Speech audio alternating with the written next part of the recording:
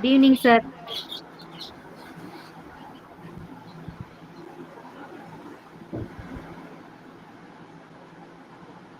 Good evening, sir. Good evening, madam. Good evening, madam. Good evening.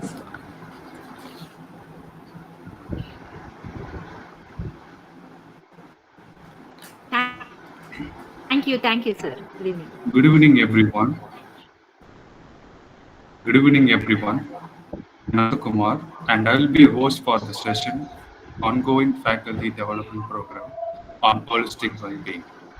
It gives me the great pleasure to warmly welcome Good you evening, all sir. to today's session of physical well-being. In our in our fast-paced lives, physical wellness often takes a backseat, and today's session is a wonderful opportunity to refocus on our health, energy, and balance. Now, I have the honor of introducing our esteemed resource person for the evening, Mr. Elad Bhaskar.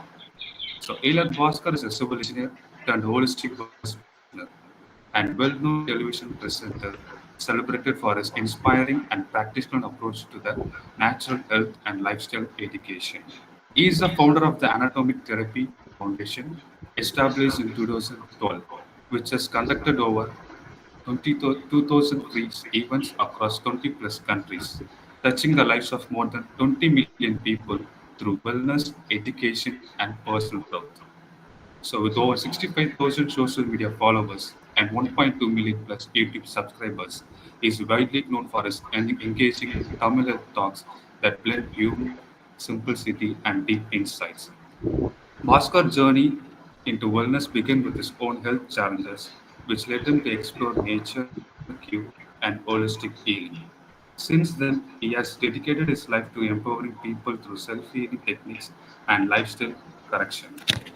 He is also the author of popular Tamil books such as Healing of India and Anatomic Therapy, which explore themes of emotional well-being and self-awareness. With great pleasure, I now invite Elad Bhaskar to take over the session and enlighten us on the path to physical well-being. Thank you. Thank you, sir. அனைவருக்கும் வணக்கம். செழிக்கட்டும் விவசாயம், சீர்படட்டும் நிர்வாகம், உலக மக்கள் முகங்களில் நிலவட்டும் புன்சிரிப்பு, வளர்க ஆன்மீகம், வாழ்க வாழ்வாங்க. அனைவருக்கும் எனது மனமார்ந்த மாலை வணக்கங்கள். இந்த நிகழ்ச்சியில் என்னை அழைத்து பேசக்கூடிய வாய்ப்பு கொடுத்த அனைவருக்கும் நன்றி. ஃபாதர் ரெயின் அவர்களுக்கும், ஃபாதர் சஞ்சய் அவர்களுக்கும், சேக்ரட் ஹார்ட் காலேஜ் மற்றும் லயோலா காலேஜ் நண்பர்கள் அனைவருக்கும் எனது மாலை வணக்கங்கள்.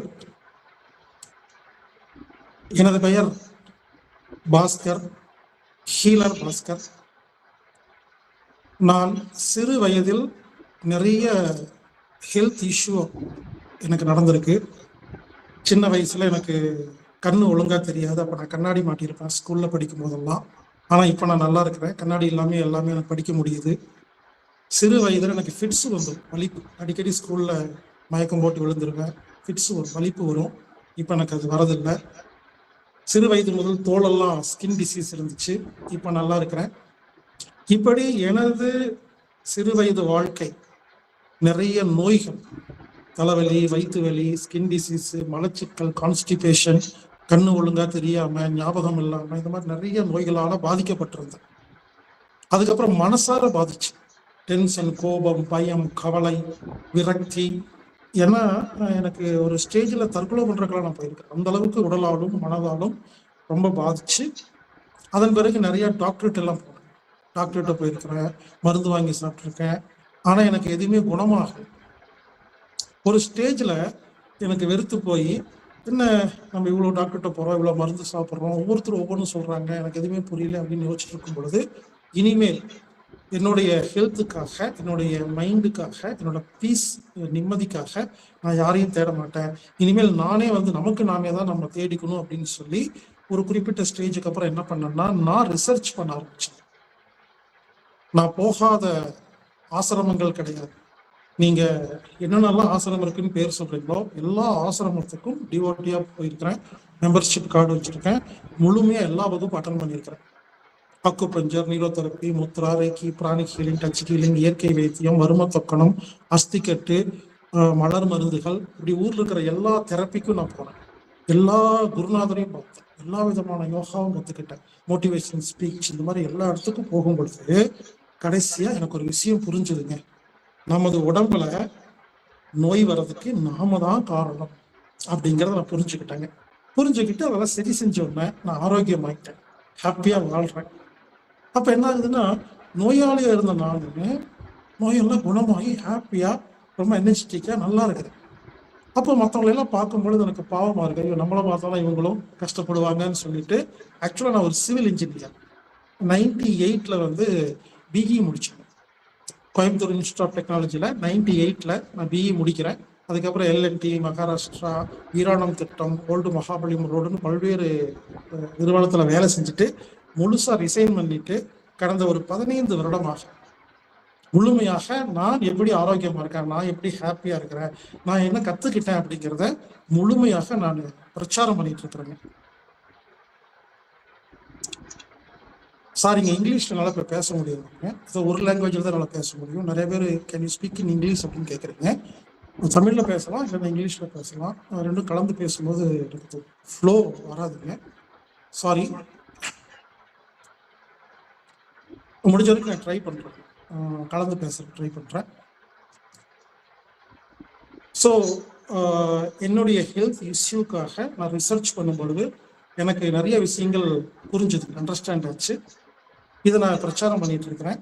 அப்போ நான் சில கான்செப்ட் எல்லாம் எனக்கு புரிஞ்சனால இப்போ இன்னைக்கு வந்து உங்களுக்கு நாங்கள் நமது நோய்களை self healing, how to cure our self without any medicine, sugar, BP, asthma, thyroid, even cancer can be cured without any medicine, without any doctor.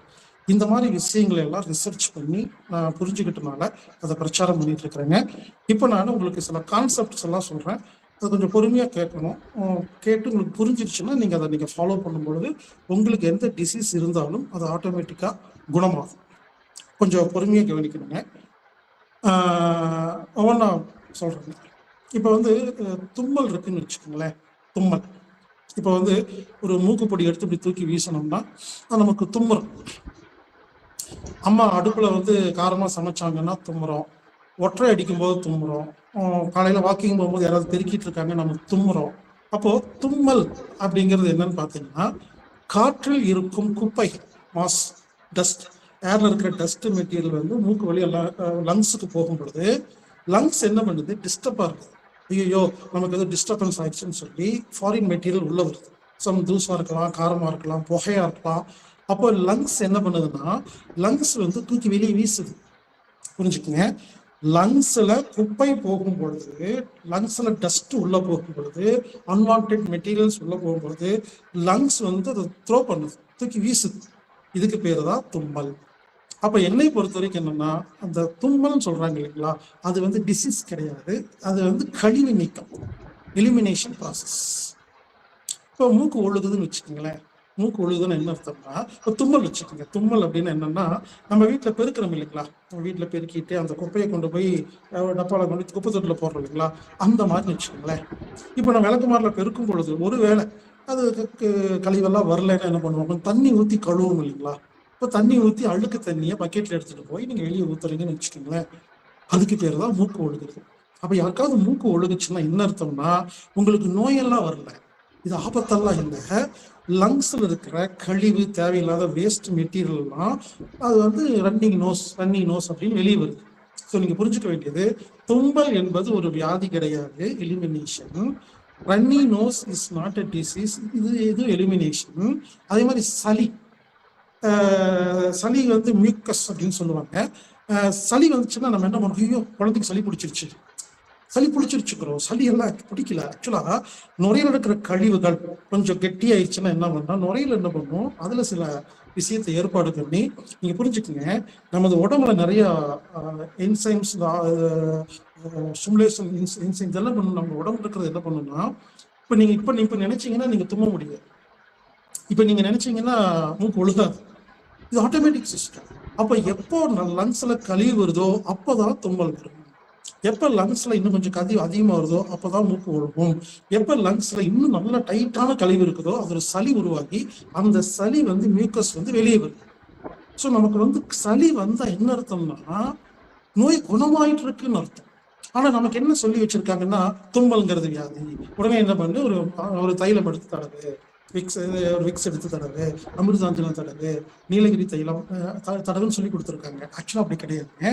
தும்மல்ங்கிறது கழிவு நீக்கம். மூக்கு ஒழுகுனா, ஐயோ என் குழந்தைக்கு மூக்கு ஒழுகுது, என்ன வைத்தியம் பார்க்கலாம்னு யோசிக்க வேண்டாங்க. மூக்கு ஒழுகுறதுங்கிறது வைத்தியம், வைத்தியத்துக்கு வைத்தியம் பார்க்கக்கூடாது இல்லைங்களா? அப்போ மூக்கு ஒழுகுதல் என்பது கழிவு நீக்கம். இப்போ சளி வந்தா என்ன அர்த்தம்னா நீங்க புரிச்சுக்கோங்க, சளிங்கிறது டிசீஸை குணப்படுத்துது, இட்ஸ் கியூரிங் ப்ராசஸ். பட் நாம என்ன பண்றோம், சளியை நோயா பார்க்க ஆரம்பிச்சிட்டோம். உங்களுக்கு புரியுற மாதிரி சொல்றேங்க. உங்க வீட்டுக்கு முன்னால ஒரு குப்பை வண்டி போகுது, குப்பை லாரி.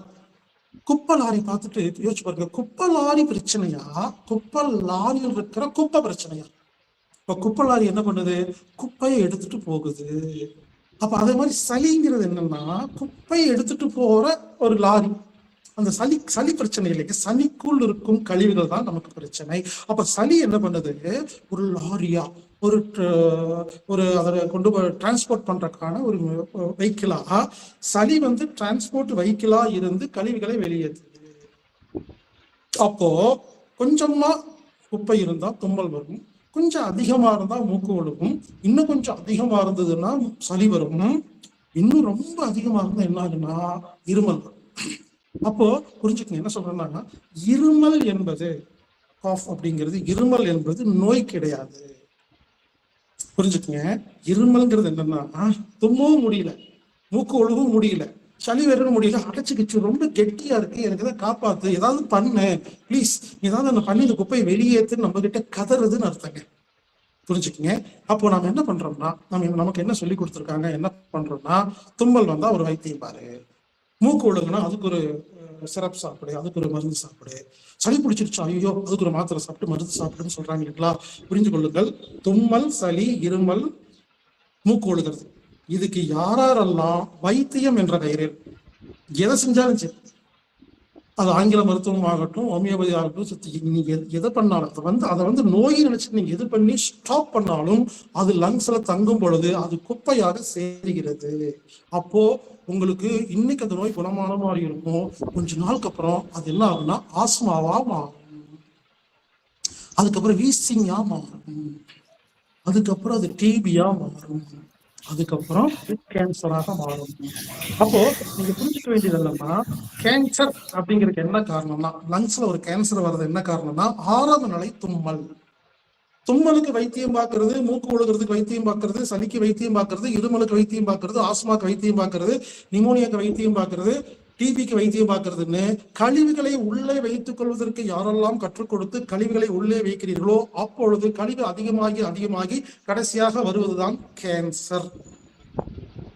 இதுல இருந்து என்ன புரியுதுன்னா, உடம்பு கழிவுகளை வெளியேற்றி கொண்டிருக்கிறது, நாம் அதுக்கு சப்போர்ட் செய்யணுமே தவிர அதை டிஸ்டர்ப் பண்ணக்கூடாது. அதனால என்ன சொல்ல வரேன்னா, இனிமேல் யாருக்காவது தும்மல் வந்தா முதல்ல அதை நோயின்னு நினைக்காம எக்ஸ்கியூஸ் மீ அப்படின்ட்டு ஓரம் போய் நல்லா தும்முங்க. இப்ப நான் சொன்னா நம்ப மாட்டீங்க, உடனே என்ன கேட்பீங்க, நீ என்ன படிச்சிருக்க, நீ சிவில் இன்ஜினியரிங் படிச்சிருக்கேன்னு சொல்ற, அப்படி இதெல்லாம் பேசுறேன்னு சொல்லுவீங்க. அதுக்கு உங்களுக்கு ஒரு நான் ப்ரூஃப் கொடுக்குறேன். இந்தியாவில் உள்ள ஆங்கில மருத்துவத்தின் சிலபஸ் வேற, ஜெர்மனியில் உள்ள ஆங்கில மருத்துவத்தின் சிலபஸ் வேற என்பது உங்களுக்கு தெரியுமா? போய் பாருங்க. ஜெர்மனியில் உள்ள ஆங்கில மருத்துவத்தோட சிலபஸ் ஜெர்மன் லாங்குவேஜ்ல இருக்கு, இந்தியாவில் இருக்கிறது இங்கிலீஷ்ல இருக்கு. நீங்க ஒரு ஜெர்மன் டாக்டர்கிட்ட போய் கேட்டு பாருங்க, அங்க என்ன எழுதி வச்சிருக்காங்கன்னா, தும்மல் நல்லது. தும்மலுக்கு நீங்க மட்டும் ஜெர்மன் ஹாஸ்பிட்டல் போய் தும்மலுக்கோ சளிக்கோ மூக்கு ஒழுகுறதுக்கோ ஈவன் ஃபீவருக்கு காய்ச்சலுக்கு நீங்க ஹாஸ்பிட்டல் போனா ஜெர்மனியில் உள்ள பிரான்சில் உள்ள எந்த ஒரு மருத்துவமனையிலும் ஊசி போட மாட்டார்கள், மருந்து மாத்திரை கொடுக்க மாட்டார்கள். So what, gonna take rest அப்படிதான் சொல்லுவாங்க. இந்தியாவில் மட்டும் தான் நோயின்னு சொல்றாங்க. நான் ஏன் இவ்வளவு தில்லா தைரியமா இதெல்லாம் பேசிட்டு இருக்கிறேன்னு கேட்டீங்கன்னா, இது ஒரே ஒரு ரீசன் தான். இந்தியாவில் உள்ள மருத்துவ சிலபஸ் வேற, அந்த யூரோப் கண்ட்ரியில் இருக்கிற மருத்துவ சிலபஸ் வேற. இதான் விஷயம். அப்போ புரிஞ்சுக்கங்க, அங்க என்ன எழுதி வச்சிருக்காங்கன்னா, நான் சொல்றது எழுதி வச்சிருக்காங்க, தும்மல் வியாதி இல்லை, இது கழிவு நீக்குது அப்படிங்கிறாங்க. அப்ப அங்க யாரும் எந்த ஒரு டாக்டரும் தும்மலுக்கு மருந்து தர மாட்டாங்க. சளி வந்துச்சுன்னா சிந்தி போமாங்க. நீங்க வேணா யூரோப் கண்ட்ரில போய் பாருங்க, யாருக்காவது தும்மல் வந்து ஸ்கூல்லயே சொல்லி கொடுத்துருக்காங்க. யாருக்காவது தும்மல் வந்தா எவ்வளவு பெரிய மீட்டிங்கா இருந்தாலும், எவ்வளவு பெரிய ஆட்கள் முன்னால் இருந்தாலும், எக்ஸ்கியூஸ் மீ அப்படின்ட்டு கர்ச்சீப் எடுத்து சத்தம் கேட்கிற மாதிரிங்க. நீங்க என்ன கேட்டு பாருங்க, நான் சொல்றது மிகைப்படுத்தி சொல்லுங்க, கேட்டு பாருங்க, சத்தம் கேட்கிற மாதிரி சாரி அப்படின்னு சொல்லிட்டு செய்யணும் அப்படிங்கிறது அங்கு கற்றுக் கொடுக்கப்பட்ட ஒரு பாடம். பள்ளியில் கற்றுக் கொடுக்கப்பட்ட பாடம், அங்க இருக்கு நடைமுறை. அப்போ தும்மல் வந்தா தும்மணும், புரிஞ்சுக்குங்க. அது வைத்தியம் பார்க்க வேண்டாம், கூச்சப்பட வேண்டாம். தும்மல் வருதுன்னு அட்டக்கெல்லாம் வேண்டாம். இனிமேல் யாருக்கா தும்மல் வந்தா எக்ஸ்கியூஸ் மீ, தும்பிட்டீங்கன்னா குப்பை வெளியே போயிடும், நீங்கள் சுத்தமாக இருப்பீர்கள். யாருக்காவது மூக்கு ஒழுகுனா கர்ச்சீப் வச்சிருக்கோமா இல்லைங்களா? எதுக்கும் கர்ச்சீப் வச்சிருக்கோம். சில பேர் பாத்தீங்கன்னா கர்ச்சீப்பை அப்படியே அயன் பண்ணி கொண்டு போயிடுவாங்க. கர்ச்சீப் வச்சிருக்கிறதே மூக்கு சிந்தருக்கு தான்.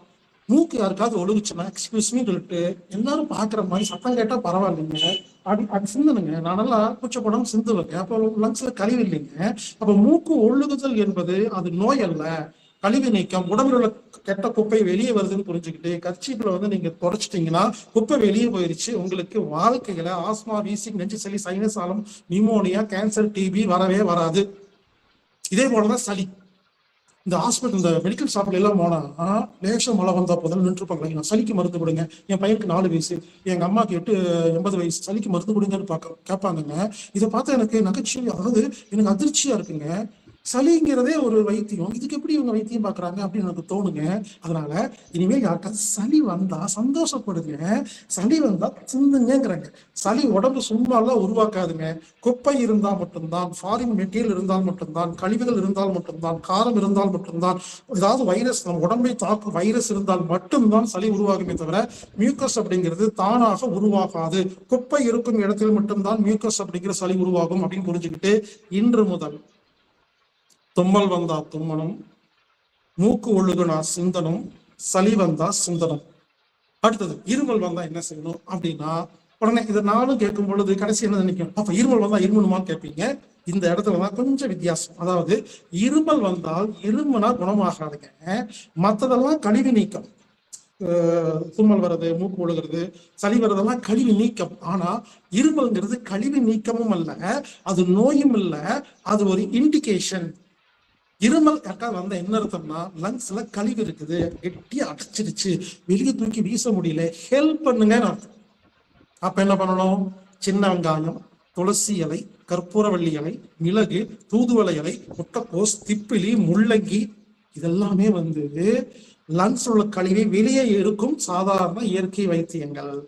2 சின்ன வெங்காயத்தை சாப்பிட்டா இருமல் நிக்குங்க, அதை புரிஞ்சுக்குங்க. இருமல் நிக்காது. சின்ன வெங்காயத்தை சாப்பிட்டா இருமல் வரும் பொழுது சளி வரும், மறுபடி சின்ன வெங்காயம் சாப்பிட்டா இருமல் போது சளி வரும். இப்படி சின்ன வெங்காயம், துளசி இலை, கற்பூரவள்ளி இலை, மிளகு, தூதுவளை, முட்டைக்கோசு, திப்பிலி, முள்ளங்கி, இது போன்ற பொருட்களை எல்லாத்தையும் சாப்பிட வேண்டாம். உடனே எல்லாம் குடிச்சு வச்சுக்கிட்டு கிடக்கலாம், அத்தனையும் சாப்பிடாதீங்க. இதுல ஏதாவது 1-2 சாப்பிடும் பொழுது இருமல் நிறுத்தருக்கு நம்ம வைத்தியம் பண்ணல, இது உள்ள போகும் பொழுது இருமல் வரும், அப்ப சளி வரும். அதை சிந்தி சளியை தீர்த்து இருமலை நிறுத்தினால் நீங்கள் சரியாக இயற்கை வைத்தியம் பார்த்திருக்கிறீர்கள் என்ற அர்த்தம். உங்கள் உடம்பு தூய்மையாக இருக்கிறது என்ற அர்த்தம். அதை விட்டு மெடிக்கல் ஷாப்ல போய் இருமலுக்கு சிரப் கொடுங்கன்னு யாரெல்லாம் வாங்கி சாப்பிடுறீங்களோ அந்த சிரப், அந்த மருந்து, அந்த மாத்திரை, இருமலை நிறுத்துவதற்கு சாப்பிடும் ஒவ்வொரு மாத்திரையும் மருந்தும் உள்ளே போய் அந்த இருமலை தான் நிறுத்துவதே தவிர குப்பைகளை வெளியேற்றுவதில்லை. அந்த குப்பைகள் தான் கொஞ்ச நாளுக்கு பிறகு ஆஸ்மாவாக, வீசிங்காக, சைனஸாக, நிமோனியாவாக, டிபியாக, கேன்சராக வருகிறது. பாருங்க, 10 நிமிஷம். இது மூக்கு லங்ஸ் சம்பந்தப்பட்டது. இதே கான்செப்ட் ஒவ்வொரு உறுப்புக்கும் பேசலாங்க. அடுத்தது வயிறு. சில பேருக்கு வாந்தி வருது இல்லைங்களா, வாமிட். நீங்க சொல்லுங்களேன், வாமிட் அப்படின்னா என்ன அப்படின்னா, ஐயோ என் குழந்தைக்கு வாந்தி வருது, எனக்கு வாந்தி வந்துருச்சு அப்படின்னு நம்ம பயப்படுறோம் இல்லைங்களா. ஒரு விஷயம் புரிஞ்சுக்குங்க, vomit is not a disease. வாமிட்டுங்கிறது எலிமினேஷன் ப்ராசஸ். டெய்லி சாப்பிட்றோம், வாந்தி வருதா? என்னைக்காவது ஒரு நாள் வாந்தி வருது. அதிகம் என்னைக்காவது ஒரு நாள் வாந்தி வருதுன்னா அன்னைக்கு தான் தப்பா சாப்பிட்றோம். புரிஞ்சுக்கங்க. கெட்ட பொருளை சாப்பிட்டா வாந்தி வரும், தேவையில்லாத பொருளை சாப்பிட்டா வாந்தி வரும், குப்பையான பொருளை சாப்பிட்டா வரும், எக்ஸஸா சாப்பிட்டா வரும், ஜீரணம் சுரப்பிகள் ஒழுங்கா வேலை செய்யாதப்ப சாப்பிட்டா வரும். ஆக மொத்தம் நீங்க புரிஞ்சுக்கங்க. நாம் தப்பா எடுத்துக்காதீங்க இந்த வார்த்தையை. நாம் அறிவில்லாமல் சாப்பிடும் உணவை வயிறு அறிவோடு புரிந்து தூக்கி வெளியே வீசும் ஒரு எலிமினேஷன் ப்ராசஸ் தான் வாந்தி. டெய்லி வராதுங்க, என்னைக்காவது ஒரு நாள் வரும். ஒரு கெட்டு போன ஒரு புரோட்டாவை சாப்பிட்றீங்க, வாந்தி வருது. அப்போ நமக்கு அறிவில்லாம கெட்டு போன புரோட்டாவை சாப்பிட்றோம், இந்த வயிற்றுக்கு அறிவு இருக்கா இல்லையா? அப்போ வயிறுங்கிறது யோசிச்சு பாருங்க, வயிறுடைய வேலை தெரியுங்களா? ஒரு உணவு வந்தா ஜீரணம் பண்ணலாமா வேண்டாமா, இது உருப்படுமா உருப்படாதா, இதை சாப்பிட்டா நமக்கு நல்லதா கெட்டதா, இல்லை எக்ஸஸா கம்மியா இருக்கான்னு கரெக்டா கணக்கு பண்ணிட்டு தேவையில்லாத குப்பையான உணவு, எக்ஸஸான உணவு, அதனால நம்ம உடம்புக்கு ஏதாவது பாதிப்பு ஏற்படும் அப்படின்னு எப்ப தெரியுதோ அப்பொழுது நமது பிட்யூட்டரி சுரப்பிலிருந்து ஒரு ஸ்டிமுலேஷன் ஹார்மோன்ஸ் வந்து அது போய் தான் வாந்தி எடுக்குங்க. புரிஞ்சுக்குங்க. இப்ப நீங்க நினைச்சாலும் வாந்தி எடுக்க முடியாது. வாந்தி, இருமல், சளி, மூக்கு ஒழுகிறது, தும்மல், இது எதுவுமே நமது கட்டுப்பாட்டில் கிடையாது. எல்லாமே பிட்யூட்டரி சுரப்பியோட கட்டுப்பாட்டு இருக்கு. அதுக்கு எப்ப வேணும் அப்பதான் பண்ணும். அப்போ நீங்க புரிஞ்சுக்க வேண்டியது என்னன்னா, vomit is not a disease. இனிமேல் யாருக்காவது வாந்தி வந்துச்சுன்னா வைத்தியெல்லாம் பார்க்காதீங்க. சில பேர் எலுமிச்சம்பழத்தை மோந்துக்குவீங்க, அதுவே தப்புங்கிறங்க. உடனே அது எலுமிச்சம்பழம் ஜூஸ் சாப்பிடுறது இயற்கை தானே அப்படின்னு நீங்க கேட்கலாம். புரிஞ்சுக்குங்க. இயற்கையா செயற்கையான்னு முக்கியம் இல்லைங்க, கான்செப்டுக்கு ஆப்போசிட்டா இல்ல ஹெல்ப்ஃபுல்லா அப்படிங்கிறதா முக்கியங்க. அப்போ வாந்திங்கிறது ஒரு வைத்தியம்னு தெரிஞ்சதுக்கு அப்புறமா வாந்தி நிறுத்துறதுக்கு சித்தால மருந்து சாப்பிட்டாலும், ஆயுர்வேதத்துல மருந்து சாப்பிட்டாலும், எலுமிச்சை மருந்து மோந்து பார்த்தாலும், நீங்க என்ன ஓமத்தலாம் குடிச்சாலும் தப்புங்கிறங்க. புரிஞ்சுக்குங்க. வாந்திங்கிற கான்செப்ட் என்னன்னா, வயிறு டிசைட் பண்ணிருச்சு இது வேண்டாம், எனக்கு இது கெடுதல். அப்ப என்ன பண்ணணும், யாருக்காவது வாந்தி வர மாதிரி இருந்தா சந்தோஷப்பட்டு, என் உடம்புக்கு அறிவு இருக்குது, என் வயிற்றுக்கு அறிவு இருக்குது, குப்பை தூக்கணும்னு வெளியே தூக்கி வீசுது பாரு, சந்தோஷமா போய் ஹாஸ்பிட்டல்ல போய் விரல உள்ள விட்டு எடுத்துட்டு வந்து கொஞ்ச நேரம் ரெஸ்ட் எடுத்தீங்கன்னா, அதுக்கப்புறம் கொஞ்சம் தண்ணி குடிச்சிங்கன்னா மறுபடியும் பசிக்கு போய் சாப்பிட்டுலாம் வேலை முடிஞ்சுதுங்க. எனவே vomit is not a disease, இது கழிவு நீக்கம். அடுத்தது இந்த வயிற்றால போகுதுன்னு சொல்றாங்க இல்லைங்களா, லூஸ் மோஷன், டிசென்ட்ரி, வயிற்றால போகுது, பேதி போகுதுன்னு சொல்றாங்களா, அதை பத்தி கொஞ்சம் பார்க்கலாங்களா? புரிஞ்சுக்குங்க. குடலில் இன்டெஸ்டைன்ல வேஸ்ட், டஸ்ட், குப்பை நிறைய இருந்துச்சுன்னு வச்சுக்கோங்களேன், இந்த உடம்பு என்ன தெரியுமா பண்ணும், இந்த பிட்யூட்டரி சுரப்பி தாங்க முடியலப்பா, கப்பு தாங்க முடியல, உடலெல்லாம் ஒரே குப்பையா இருக்கு, 4 நாளா இது ஒழுங்கா போகலன்னு சொல்லி பிட்யூட்டரி சுரப்பி என்ன பண்ணும், பேதி போறதுக்கு ஒரு ஹார்மோன் சுரப்புங்க. புரிஞ்சுக்குங்க. சும்மா சாதாரணமா பேதி வராதுங்க, யோசிச்சு பாருங்க.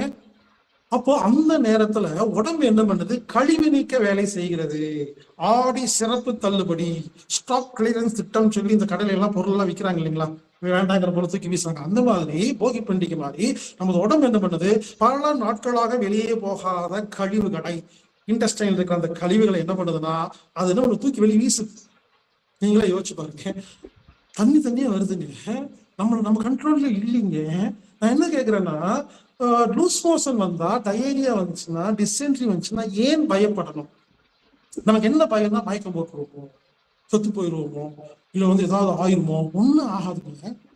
குப்பை வெளியே போகுது ஏங்க, டைம் பார்த்து 8 மணி ஆச்சா 2 சப்பாத்தி சாப்பிடு, நைட்டு 2 மணி ஆச்சா லஞ்ச் சாப்பிடுன்னு சொல்லி நேரத்துக்கு ஒழுங்கா சாப்பிட்றமா இல்லையா? இன்கமிங் மட்டும் ஒழுங்கா போகுது, அவுட் கோயிங் வந்தா என்னங்க பிரச்சனை? புரிஞ்சுக்கோங்க. உடல்ல குப்பை இருந்தாதான் மலம் அப்படி போகும். டிசென்ட்ரி, டயேரியா, லூஸ் மோஷன் சொல்றாங்க இல்லைங்களா, அது என்னன்னா குடல் கப்படிச்சு ரொம்ப குப்பை இருந்துச்சுன்னா குடல் கழிவு நீக்க வேலைதான் அந்த டயேரியா.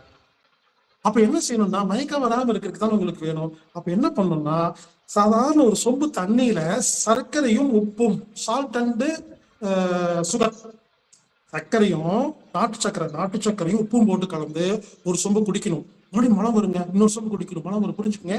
இப்படி வயிற்றால போனா, டிசென்ட்ரி வந்தா ஒரே ஒரு இயற்கை வைத்தியம், கப்பல தண்ணி எடுத்து சர்க்கரை உப்பும் போட்டு, அப்போ உங்களுக்கு தேவை சர்க்கரை, உப்பு, தண்ணி 3 தாங்க. இதை கொடுக்க சிறுகுடல், பெருங்குடல், இண்டஸ்ட்ரி நல்லா கிளியரா இருங்க, மயக்கமே வராதுங்க, தைரியமா இருக்கலாங்க. உடம்புக்கு தேவை உப்பு இல்லாம சர்க்கரை இல்லாம நீங்க மயக்கம் போடலாம். தண்ணி, உப்பு, சர்க்கரை கொடுத்து விட்டால் ஒரு மனிதனுக்கு டயேரியா போகும் பொழுது மயக்கம் வரவே வராது. தங்க கான்செப்ட்.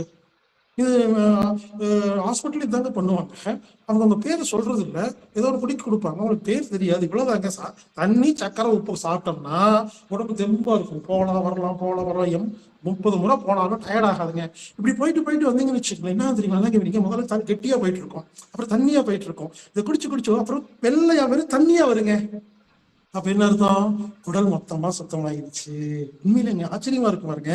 நீங்க தண்ணி குடிங்க தண்ணி குடிங்க தண்ணி குடிங்க, கெட்டியா போகும், தண்ணியா போகும், வெள்ளையா வரும், அப்புறம் மனம் வரவே வராதுங்க. அதுக்கப்புறம் எத்தனை முறை சொம்பு தண்ணி குடிச்சாலும், சர்க்கரை போட்டு குடிச்சாலும் அது யூரினாதான் வரும். டெஸ்ட் பண்ணி பாருங்க, ஆச்சரியமா இருக்குங்க. அப்போ உடம்புக்கு அறிவு இருக்குது. குப்பை இருக்கிற வரைக்கும் தான் டயரியா ஆகும், டிசென்ட்ரி ஆகும், லூஸ் மோஷன் ஆகும். குப்பை தீர்ந்த அடுத்த நிமிடம் குடிக்கும் தண்ணி எவ்வளவு சர்க்கரை எவ்வளவு உப்பு போட்டாலும் அது யூரினா மட்டும்தான் போகும். அப்புறம் ஒரு சொம்பு தண்ணி குடிங்க, யூரின் வருங்க, மறுபடியும் தண்ணி குடிங்க, யூரின் வருங்க. அப்ப என்ன பண்ணும்? ஓகே அப்பாடா நம்ம அது குடல் சுத்தம் ஆயிடுச்சுன்னு விட்டுட்டீங்கன்னா 6 வருஷத்துக்கு உங்களுக்கு எந்த பிரச்சனையும் வராது. மறுபடி சாப்பிட்டு குப்பை ஏற்றி மறுபடியும் ஒரு 3 வருஷம் கழிச்சு இன்னொரு முறை டிசென்ட்ரி பண்ணுது. புரிஞ்சுக்குங்க. அப்போ வாந்தி என்பது நோய் அல்ல, உடம்பு கழிவை நீக்கும் வேலை. வயிற்றால போவது என்பது நோய் அல்ல, உடம்பு கழிவை நீக்கும் வேலை. அதே மாதிரி வேர்வை வருது இல்லைங்களா உடம்புல, வேர்வைங்கிறது கழிவு நீக்குங்க. புரிஞ்சுக்குங்க. ஒரு மனுஷன் ஒருத்தருக்கு வேர்வையே வர என்ன தெரியுமா அர்த்தம்? உடம்புல குப்பையே இல்லை என்ற அர்த்தம். ஒருத்தருக்கு வேர்வை வருதுங்க, ஸ்மெல் பண்ணி பாருங்க, பேட் ஸ்மெல் அடிச்சா உடம்பு ஃபுல்லா குப்பை இருக்குன்னு அர்த்தம். ஒரு சில பேர் பக்கத்திலேயே போக முடியாதுங்க, எப்பவுமே பேட் ஸ்மெல் அடிக்கும் அந்த வேர்வை இல்லை. ஏன்னா உள்ள குப்பை அவ்வளவு தேங்கி கிடக்கு. யார் உடம்புல குப்பையே இல்லையோ அவர்களுக்கு வேர்வை வரும் பொழுது படிக்கிட்டு ஏறுறாங்க, ஓடுறாங்க, விளையாடுறாங்க இல்லைங்களா, ஸ்மெல் பண்ணி பாருங்க. இன்னொருத்தர் ஸ்மெல் பண்ண சொல்லுங்க. உங்க வேர்வை பேட் ஸ்மெல் அடிக்கவில்லை என்றால் உங்க உடம்பில் கழிவுகள் இல்லை என்ற அர்த்தம். உங்கள் வேர்வைகள் பேட் ஸ்மெல் அடித்தால் கழிவுகள் இருக்கிறது என்ற அர்த்தம். அப்போ தோல் வலியை எப்ப தெரியுமா கழிவு வரும்? மூக்கு வழியா விட மாட்டேங்கிறாரு, வாய் வழியா விட மாட்டேங்கிறாரு, ஆசன வாய் வழியா விட மாட்டேங்கிறாரு, எந்த பக்கமே போக முடியலையே அப்படின்னு சொல்லி கடைசியாக நமது உடம்பு கழிவுகளை நீக்குவதற்கு எடுக்கும் ஒரு முயற்சி தான் வேர்வை வழியாக வெளியேற்றுவது. உண்மையை சொல்ல போனா ஸ்வெட்டிங் இருக்கு இல்லைங்களா, பியூரஸ்ட் வாட்டர் இந்த வேர்ல்ட். அதாவது வேர்வை அப்படிங்கிறது உலகத்திலேயே மிக தூய்மையான தண்ணிங்க. வேர்வை எப்ப நம்ம குடிக்கலாம்னா அந்த அளவுக்கு தூய்மையானது. அந்த வேர்வை ஸ்மெல் அடிக்கிறது என்ன அர்த்தம்னா, வேர்வை வரும் பொழுது அப்பாடான்னு சொல்லி கழிவுக்கு வெளியே வீசுது. காய்ச்சல், ஃபீவர் பாருங்க, ஃபீவர் அப்படின்னு நினைக்கிறீங்களா? இப்ப நான் சொன்ன பார்த்தீங்களா, இது எல்லாமே மொத்தமா சேர்ந்து நடந்தா ஃபீவர். தனித்தனியா நடந்தா மூக்கு ஒழுகிறது, சளி பிடிக்கிறதுன்னு சொல்லிட்டு இருக்கோம். ஃபீவர்னா பாருங்க, ஃபீவர் எப்படி இருக்கும்? அப்படியே டயர்டா இருக்கும். முதல்ல தும்மல் வரும், அப்புறம் மூக்கு ஒழுகும், சளி வரும், வாந்தி வரும், வயிற்றால போகுது. பாருங்க, இது எல்லாமே மொத்தமா நடந்தா ஃபீவருங்க. மீண்டும் சொல்கிறேன், ஒரே வார்த்தையில சொல்றேன், fever is not a disease. தமிழ்நாட்டுல ஃபீவர் வந்தா ஹாஸ்பிட்டலுக்கு போகணும் யாரெல்லாம் சொல்றாங்களோ அவங்களுக்கு ஃபீவரை பத்தி தெரியலன்னு சொல்லுவாங்க. ஃபீவர்ங்கிறது நமது உடம்பை குணப்படுத்த வந்த வைத்தியங்க. மீண்டும் நம்ம ஜெர்மன் போவோம். ஜெர்மனியில் யாருக்காவது ஃபீவர் இருந்தால் ஆங்கில மருத்துவர் உங்களுக்கு ஃபீவர் இருக்குன்னு எழுதி லெட்டர் கொடுப்பார். ஒரு மருந்து தர மாட்டாரு, மாத்திரை தர மாட்டாரு. அந்த லெட்டரை உங்க கம்பெனிக்கு வாட்ஸ்அப் பண்ணீங்கன்னா உங்க மேனேஜரு, உங்க பாஸ் என்ன பண்ணுவாரு, ஓகே டேக் ரெஸ்ட் அப்படின்ட்டுருவாருங்க. ஆபீஸ் வர வேண்டான்ட்டுருவாங்க. ஜெர்மனியில யூரோப் கண்ட்ரில எல்லாம் யாருக்காவது காய்ச்சல் வந்தா வீட்டுல போய் ரெஸ்ட் எடுங்கிறத தவிர ஒரு மருந்து ஒரு மாத்திரை கொடுப்பதில்லை. ஆனா இங்க காய்ச்சலா உடனே ஹாஸ்பிட்டல் போ, குளுக்கோஸ் இறக்கு, மாத்திரை சாப்பிடு அப்படின்னு சொல்றது எனக்கு முரண்பாடாக இருக்கிறது. அப்போ ஆங்கில மருத்துவம் தான் சயின்ஸ் அப்படிங்கிறது உலகத்துல எல்லாம் ஒரே மாதிரி இருக்குமா, இல்ல ஒவ்வொரு நாட்டுக்கும் மாறுமா? இதான் கேள்விங்க. அப்போ யூரோப் நாட்டுல எல்லாம் பாத்தீங்கன்னா காய்ச்சலுக்கு, ஒருவேளை காய்ச்சலுக்கு நீங்க ஹாஸ்பிட்டல்ல போய் டாக்டர்கிட்ட ஊசி போடு மருந்து கொடுன்னு சொன்னா ஒரு போலீஸ் போன் பண்ணுவாங்க. மீண்டும் சொல்கிறேன், நான் மிகைப்படுத்தி சொல்லவில்லை, கேட்டு பாருங்க. சாரி, நீங்க என்னோட கொள்கைக்கு விரோதமா ஏதோ செய்ய சொல்றீங்க, சாரி அப்படின்ட்டுருவாங்க. காய்ச்சலுக்கு ஊசி தேவையில்லை, மருந்து தேவையில்லை, நீ வீட்டுல போய் ரெஸ்ட் எடு அப்படின்னு சொல்லுவாங்க. அதை மீறி நீங்க கேட்டா நீங்க கம்பல் பண்ணிதான் ஊசி போடணும், மருந்து சாப்பிடணுமே தவிர அதாவது டாக்டர் கோவம் டக்குன்னு போலீஸ் போன் பண்ணிடுவாங்க. இவர் பாருங்க இந்த மாதிரிலாம் கேட்கறாரு அப்படின்னுங்க. ஆமாங்க, எதுக்கு சொல்ல வரேன்னா fever is not a disease. காய்ச்சல்ங்கிறதே கழிவுகளை நீக்குவதற்கு வருகிறது. அப்ப என்ன ஆகுது பாருங்க, காய்ச்சல் வரும்போது பாருங்க அப்படியே சோம்பேறித்தனமா படுத்திருக்கோம், சாப்பாடு கொஞ்சமா சாப்பிடுறோம், மலம் போயிட்டு வரோம், வேர்வை வருது. இப்ப நான் இப்ப சொன்ன பார்த்தீங்க எல்லாம் ஒன்னா வருதுங்க. ஆக்சுவலா காய்ச்சல்னா என்ன? ஃபீவர் என்னென்ன ரீசன்ல வரும், ஃபீவர் வரும் பொழுது என்ன செய்யணும், டைபாய்டு ஆகட்டும், டெங்கு ஆகட்டும், கொரோனா ஆகட்டும், மலேரியா ஆகட்டும், என்ன நோயா இருந்தாலும் சரிங்க, ஃபீவர்ல எத்தனை வகை இருக்கு, எத்தனை வகை இருந்தாலும் ஒவ்வொன்றையும் நம்ம முழுசா உங்களுக்கு புரிய வைக்கிறதுக்கு 2 hours தேவைப்படுங்க. ஸோ இப்போ மொத்தமாவே இங்க வந்து 1.25 மணி நேரம் கொடுத்துருக்கறனால என்னால ஃபீவரை பத்தி ரொம்ப டீட்டெயிலா பேச முடியாது. இவ்வளவுதான் பேச முடியுங்க. என்னை பொறுத்தவரை fever is not a disease. எந்த ஒரு மருத்துவர் ஃபீவரை டிசீஸ் என்று சொல்கிறாரோ, அது வந்துச்சுன்னா சிகிச்சை எடுக்க வேண்டும் என்று சொல்கிறாரோ, ஃபீவர் வந்தா மருந்து மாத்திரை சாப்பிட வேண்டும் என்று சொல்கிறாரோ, அவர்களுக்கு உடம்பை பற்றிய அடிப்படை தெரியவில்லை என்பதுதான் சொல்வேன். ஏனென்றால் ஃபீவர் இஸ் நாட் டிசீஸ். ஃபீவர்ங்கிறது என்னன்னா கழிவுகளை மொத்தமாக வெளியேற்ற வந்த, உடம்பை குணப்படுத்த வந்த ஒரு வைத்தியம். இது வரைக்கும் நான் பேசினதுல ஆக்சுவலா ரொம்ப ஸ்பீடா பேசியிருக்கிறாங்க. எனக்கு டைம் ரொம்ப கம்மியா இருக்கிறதுனால நான் ஆரம்பிச்சோம்னா ஒவ்வொரு சப்ஜெக்டையும் 1 மணி நேரம் 2 மணி நேரம் பேச வேண்டியது இருக்கும். அதனால கொஞ்சம் குயிக்கா இந்த டைம்ல கொஞ்சம் ஒரு சப்ஜெக்டை கொடுக்கணும் அப்படிங்கிறக்கா ஸ்பீடா பேசிட்டு இருக்கிறேங்க. ஆக மொத்தம் நீங்க புரிஞ்சுக்க வேண்டியது என்னன்னா, உடம்பில் கழிவுகள் தேங்கும் பொழுது வியாதி வருகிறது. இதுல இருந்து என்ன புரியுதுன்னா, கண்ணுல யாருக்கெல்லாம் கழிவு குப்பை இருக்குதோ, குளுக்கோமா, கண்ணுல போற கெட்ட பார்வை, தூர பார்வை, யாருக்கெல்லாம் காதுல வந்து கழிவுகள் தேங்குதோ அப்ப அவங்களுக்கு காதுல இறைச்சல் வரும். மூளைக்குள்ள கழிவுகள் தேங்குச்சுன்னா பார்க்கின்சன், பிரைன் டியூமர், இப்படி பல் இடுக்குகள்ல கழிவுகள் தேங்குச்சுன்னா பல்ல பிரச்சனை, லங்ஸ்ல கழிவு தேங்கினா ஆஸ்மா, வீசிங், நெஞ்சு சளி, சைனஸ், அலர்ஜி, நிமோனியா, வயிற்றுல வந்து கழிவுகள் தேங்கினா அஜீர்ண கோளாறு, ulcer, irritable bowel syndrome, gastric trouble, எதுக்களிக்குது, அசிடிட்டி, எல்லாம் வயிற்று சம்பந்தப்பட்ட எல்லா நோயும். கர்ப்பப்பையில வந்து கழிவு தேங்கினா கர்ப்பப்பையில கட்டி, ஓசிடி, பிசிடி, ஏபிசிடி, கிட்னில வந்து கழிவு தங்குச்சுன்னா கிட்னில கல்லு, கிட்னி ஃபெயிலியரு, கல்லீரல வந்து தங்குச்சுன்னா ஜாண்டிஸ், ஹெப்படைட்டிஸ் பி, மஞ்சக்காமாலை, ஃபேட்டி லிவர் அப்படின்னு சொல்லுவாங்க. புரிஞ்சுக்கங்க, என்ன சொல்றேன்னு புரிஞ்சுக்கங்க. தோள்கள்ல கழிவு தங்குனா ஸ்கின் டிசீஸ், சொரியாசிஸ், எக்ஸிமா, நகத்துல தங்குச்சுன்னா கலர் மாறும். இதுல நீங்க என்ன புரியுதுன்னா புரிஞ்சுக்கங்க, உச்சி முதல் உள்ளங்கால் வரை நமது உடம்பில் உள்ள அனைத்து உறுப்புகளிலும் எந்த உறுப்பில் கழிவுகள் தேங்குகிறதோ அந்த உறுப்புக்கு வியாதி வருகிறது. இப்படி கழிவு என்ற வார்த்தையை பயன்படுத்தாமல் சொரியாசிஸ், ஸ்கின் டிசீஸ், குளுக்கோமா, இப்படி என்ன பண்றோம், வேற வேற பேர் வச்சிருக்கிறதுனால நம்மால இதுக்கு என்ன காரணம்னு தெரியல, நமக்கு குணப்படுத்தவும் தெரியாதனால மருந்து மாத்திரை சாப்பிட்டு கொண்டிருக்கிறோம். என்னை பொறுத்தவரை நமது உடம்பில் நிறைய நோய்களுக்கெல்லாம் பேர் நீங்க எல்லாம் ஞாபகம் வச்சிருப்பீங்க, எல்லாம் பேசிட்டு இருக்கேன், எனக்கு அதெல்லாம் தெரியாதுங்க. என்னை பொறுத்த வரைக்கும் ஒரே ஒரு நோய் தான் இருக்குது, உடம்பில் கழிவுகள் தேங்கும் பொழுது வியாதி வருகிறது. அப்ப என்னை பொறுத்த வரைக்கும் இந்த ஆராய்ச்சி பண்ணி பார்த்தல என்ன புரிஞ்சுதுன்னா, எந்தெந்த உறுப்புல கழிவுகள் தேங்குதோ அந்தந்த உறுப்புக்கு வியாதி வருகிறது. அப்போ சொல்யூஷன் பாருங்க, ரீசன் உடம்புல வர எல்லா வியாதிக்கு என்ன காரணங்க, இப்ப கர்ப்பப்பையில கழிவு இருக்குதுங்க, குழந்தை பிறக்காதுங்க, அவங்க கன்சீவ் ஆக மாட்டாங்க, கர்ப்பப்பையை சுத்தம் பண்ணுங்க, குழந்தை பெற்றுக்கலாங்க. கிட்னியை சுத்தம் பண்ணா கிட்னி ஃபெயிலியர் குணமாயிருக்குங்க. ஆனா நாங்க புரிஞ்சுக்கணும், அப்போ கழிவுகள் தேக்கம் தான் வியாதி. ஓகேங்களா, இது வரைக்கும் நிறுத்திக்குவோம். இப்போ ரீசன் தெரிஞ்சு போச்சு, நமது உடம்புல வர வியாதிகளுக்கு கழிவுகள் தேக்கம் தான் அப்படிங்கிறது புரிஞ்சிருச்சு இல்லைங்களா. இப்போ சொல்யூஷன் பார்க்கலாங்க, சிகிச்சை.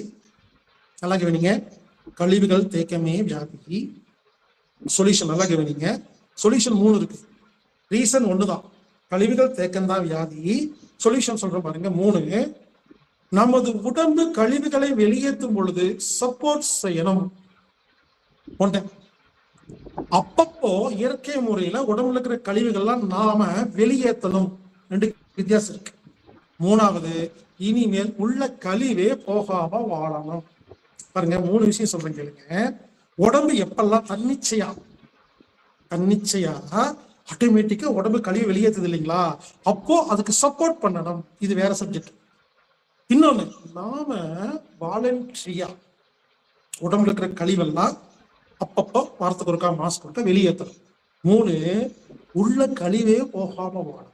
அப்ப என்ன பண்ணணும், உடம்பு கழிவை வெளியேற்றும் பொழுது சப்போர்ட் பண்ணிட்டு இருக்கிற கழிவெல்லாம் வெளியேற்றிட்டு இனிமேல் கழிவே உள்ள போகாம கொஞ்ச நாள் இருந்தோம்னா, ஒரு 3 மாசம் இருந்தோம்னா, 3 மாசத்துக்கு அப்புறம் பாத்தீங்கன்னா கண்ணு பளிச்சுன்னு தெரியும், மூட்டு முழங்கால் வலிக்கவே வலிக்காது, படிக்கட்டு ஏறி இறக்குனா மூட்டு முழங்கால வலிக்கவே வலிக்காது, என்ன வேலை செஞ்சாலும் உடம்பு டயர்ட் ஆகாது, எப்பவுமே ஒரே மாதிரி எனர்ஜி இருக்கும், சுகர், ஆஸ்மா, பிபி, தைராய்டு எல்லாம் குணமாயிருங்க.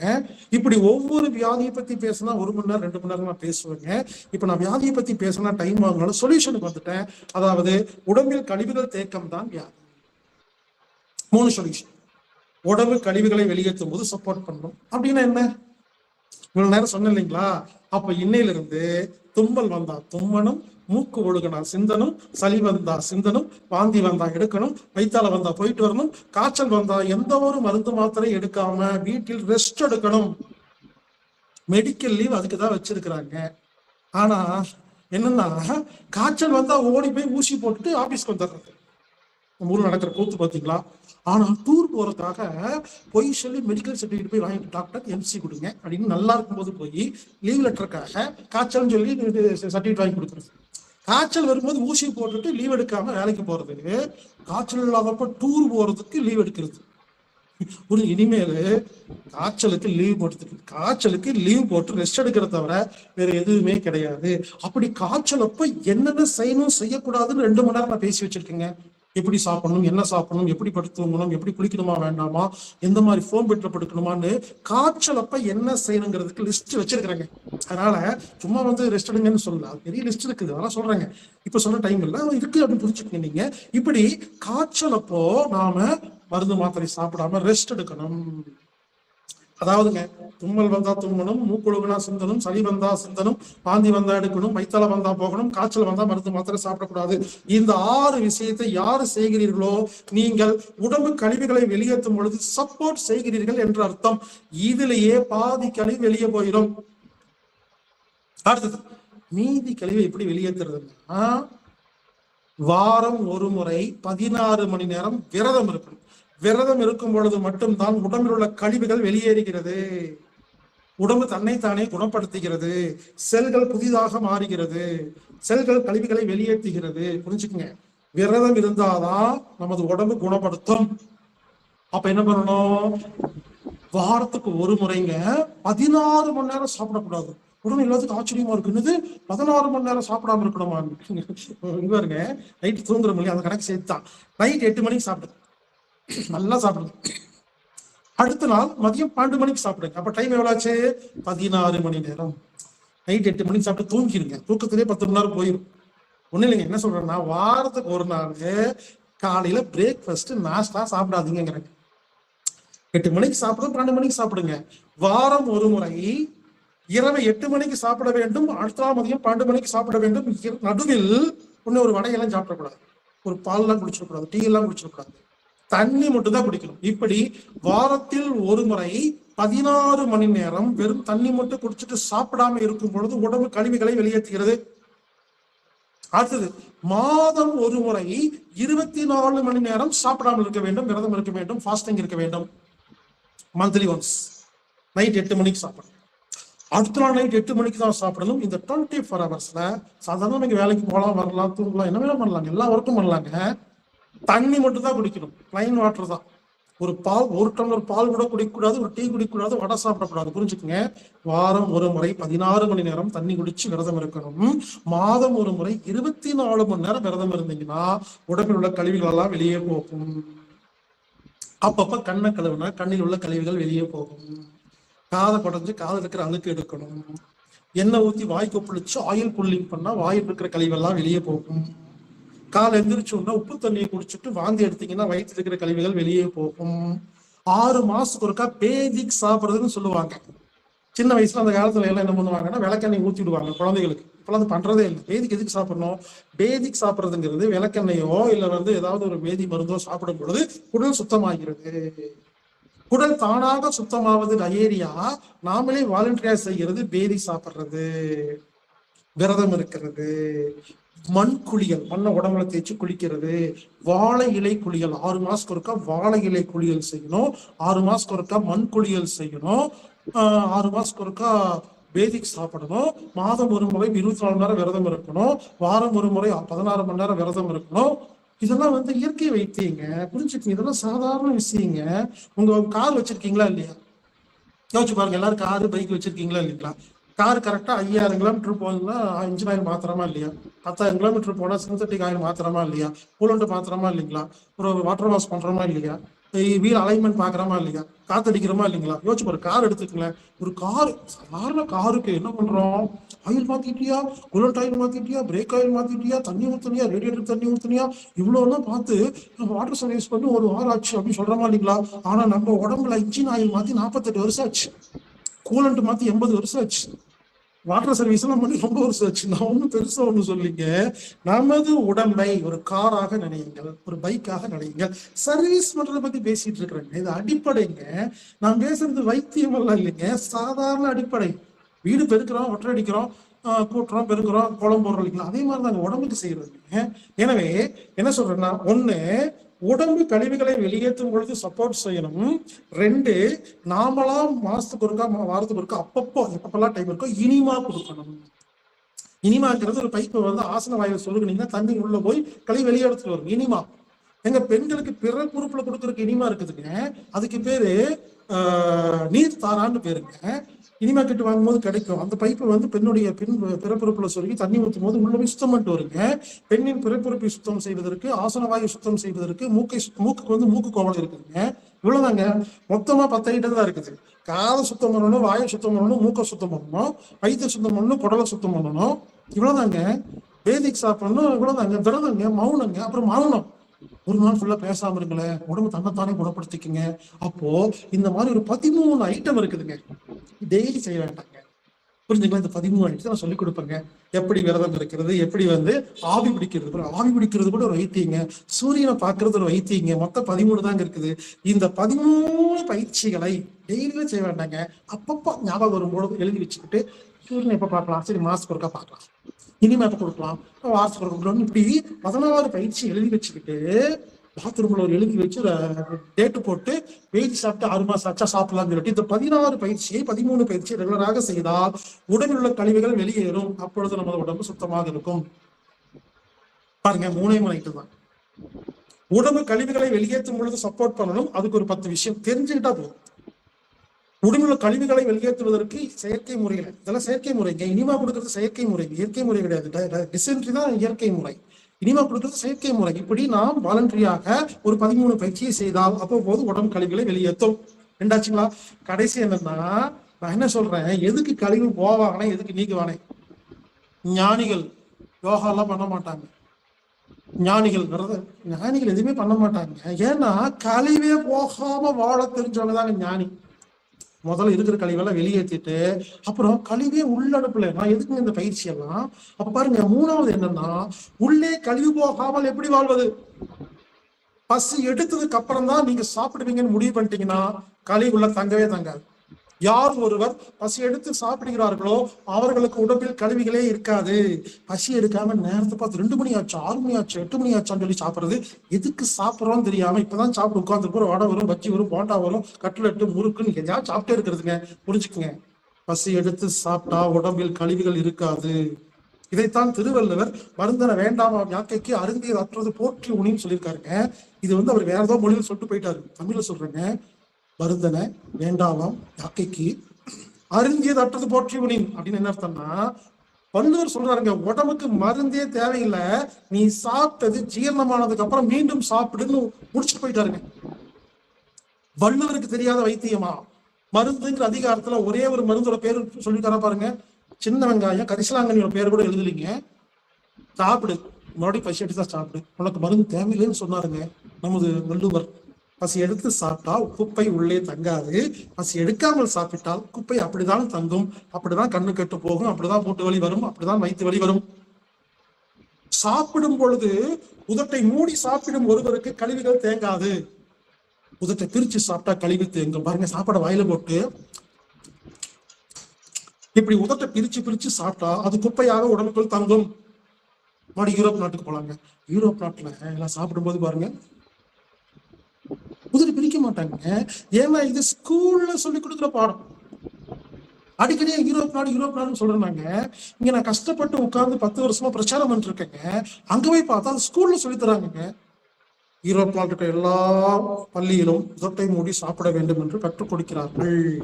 ஏன்னா அப்படி உதட்டை மூடி மென்னா அது கழிவா மாறாது, உதட்டை பிரிச்சு மென்னா கழிவா மாறும். இந்த வினாடி முதல் இனிமேல் எதை சாப்பிட்டாலும் உள்ள போட்டு பாருங்க, வாய்க்குள்ள போட்டு உதடு பிரிக்காமல் மெல்லுங்கள்.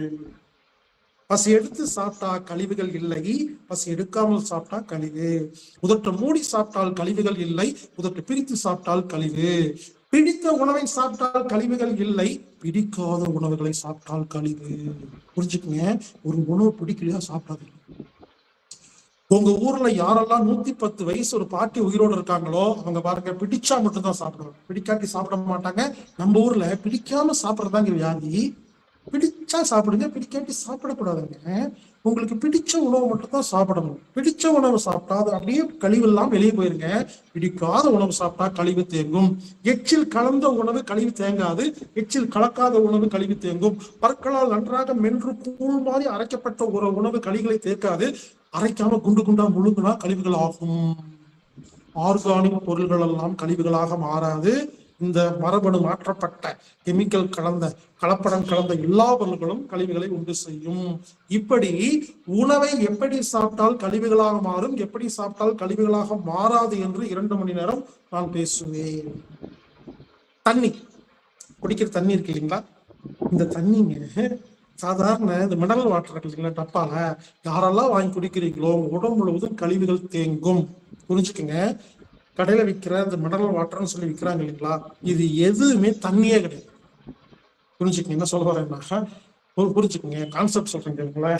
அதாவது ஒரு ஆரோக்கியமான நல்ல, அதாவது எனர்ஜெட்டிக்கா இருக்கிற தண்ணி நல்லா கேட்டீங்க, எனர்ஜெட்டிக்கா நல்ல தண்ணி எப்பவுமே புழு வரும். அந்த காலத்துல சின்ன வயசுல எங்க வீட்டுல எல்லாம் பைப்ல தண்ணி வரும், குடத்துல எடுத்து வைப்போம். 3 நாள் 4 நாள் தவிர பாத்தீங்கன்னா புழு இருக்குங்க இதுல. புரிஞ்சுக்குங்க, ஆர்கானிக்கான தண்ணி 4-5 நாளுக்கு அப்புறம் புழு வந்தா அது நல்லதுன்னு அர்த்தங்க. புழு வந்ததுக்கு அப்புறம் நல்லது இல்ல, புழு வந்துச்சுன்னா அது நல்ல தண்ணியா நம்ம நாள் குடிச்சிருக்கோம். புழு வந்ததுக்கு அப்புறம் குடிக்காதீங்க, அது வரைக்கும் குடிக்கலாங்க. ஆனா இந்த மினரல் வாட்டர்லாம் வாங்கி வீட்டுல வைங்களேன், 15 வருஷத்துக்கு புழு பூச்சி வரவே வராது. ஏன்னா ஆர்கானிக்கே கிடையாதுங்க. இப்படி குடிக்கும் தண்ணி எல்லாம் குப்பையாக இருக்கிறது. அப்புறம் காத்து, நம்மளாம் என்ன பண்றோம், ஜன்னல் கதவெல்லாம் அடைச்சு வச்சுங்க, கொசுக்கு பயந்து. எல்லா வீட்லயும் பாருங்க, 6 மணி ஆனா போதுங்க, 5 மணி ஆனா போதுங்க, எல்லா ஜன்னல் கதவும் சாத்திடுவாங்க. சாத்திட்டு ஒரு 10க்கு 10 பெட்ரூம் இருக்கு, அடைச்சு வச்சு கப்புன்னு தூங்குவாங்க. ஒரு சிம்பிளா சொல்லட்டுங்களா, மூக்கு வழியா ஒரு நிமிடத்துக்கு 8 லிட்டர் காத்து உள்ள போய் வெளியே வருது. உள்ள போகும்போது என்னங்க ஆக்சிஜன், வெளியே வரும்போது என்னங்க கார்பன் டை ஆக்சைடு. அப்போ எல்லாரும் கவனிங்க, மூக்கு வழியா காத்து உள்ள போகுதுல, எதுக்குள்ள போகுது, உயிர் வாழ்றதுக்கு போகுதுங்க. உள்ள போகும்போது ஆக்சிஜன், வெளியே வரும்போது கார்பன் டை ஆக்சைடு. இப்போ ஒரு ரூம் இருக்குன்னு வச்சுக்கோங்க, பெட்ரூம் இருக்குது. 8 மணி நேரம் கொசுக்கு பயந்து எல்லாம் ஜன்னலுக்கு அடைச்சு வச்சு யாரெல்லாம் தூங்குறீங்களோ உங்க நோயெல்லாம் இந்த ஜென்மத்துல குணப்படுத்தவே முடியாது. ஏன்னா உடம்பெல்லாம் குப்பை. அடைச்சு குணப்படுத்த என்னங்க, நீங்களே கணக்கு போடுங்களேன். 8 மணி நேரம் 8 லிட்டர் பர் மினிட்னா ½ an hourல உங்க ரூம்ல இருக்கிற எல்லா காத்தும் கார்பன் டை ஆக்சைடா மாறிடும். அதாவது நல்ல காத்தை சுவாசிச்சு கெட்ட காத்தை வெளியே விட்டு இந்த ரூம் ஃபுல்லா கெட்ட காத்து இருக்குது. 8 மணி நேரம் அடைச்ச ரூம்ல யாரெல்லாம் படுத்திருக்கீங்களோ ½ an hour மட்டும்தான் நல்ல காத்தை சுவாச்சிருக்கீங்க. 7.5 மணி நேரம் கெட்ட காத்தை சுவாச்சு உடம்பெல்லாம் அப்படியே குப்பை காத்தா இருக்குங்க. காலையில எந்திரிச்சு ஜன்னலை திறந்தோன்னு யாருக்கெல்லாம் தும்மல் வருதோ மூக்கு வருது தெரியுமா அர்த்தம், நைட்டு ஃபுல்லா குப்பையில படுத்தோடனே காலையில கதவை திறந்து ஜன்னல் திறந்து நல்ல காத்து உள்ள போகணும்னு நான் சொன்ன மாதிரி இப்பதான் நல்ல காத்த சுவாச்சோன்னு சொல்லி மூக்கு ஒழுகும், சளி வரும், தும்மல் வரும். காலையில் எழுந்தவுடன் யாருக்கெல்லாம் தும்மல் வருது, சளி வருது, மூக்கு ஒழுகுது, இருமல் வருதோ இரவில் குப்பை காற்றுக்குள் படுத்திருக்கிறீர்கள். யோசிச்சு பாருங்க, காத்து தாங்க உசுறு, காத்து எல்லாம் உயிர் வாழ முடியாதுங்க. இப்படி குப்பை காற்றில் படுத்து கொண்டிருக்கும் பொழுது அது கழிவுகளாக மாறி ஆஸ்மா, வீசிங், நெஞ்சு சளி நல்லா வருதுங்க. இதை சரி செய்யாமல் மருந்து சாப்பிட்டால், மாத்திரை சாப்பிட்டால் எப்படி குணப்படுத்த முடியும் என்பதுதான் எனது கேள்வி. ஏங்க, அடைச்ச ரூம்ல படுத்தாவே நோய் வரும்னு சொல்றேனே, அடைச்ச ரூம்ல கொசுவத்தி பத்த வச்சு தூங்குவாங்கங்க. கொசுவத்தி வாசம் உடம்பு கெடுதலா இல்லை, நீங்களே சொல்லுங்க. கொசுவத்தியிலிருந்து ஒரு வாசம் வருதுங்க, அது பட்டணம் கொசு சாகுதா இல்லையா? சின்ன கொசு இன்னைக்கே செத்துருது, நாம கொஞ்சம் பெரிய கொசு கொஞ்சம் நாள் ஆகும், அவ்வளவுதான் வித்தியாசங்க.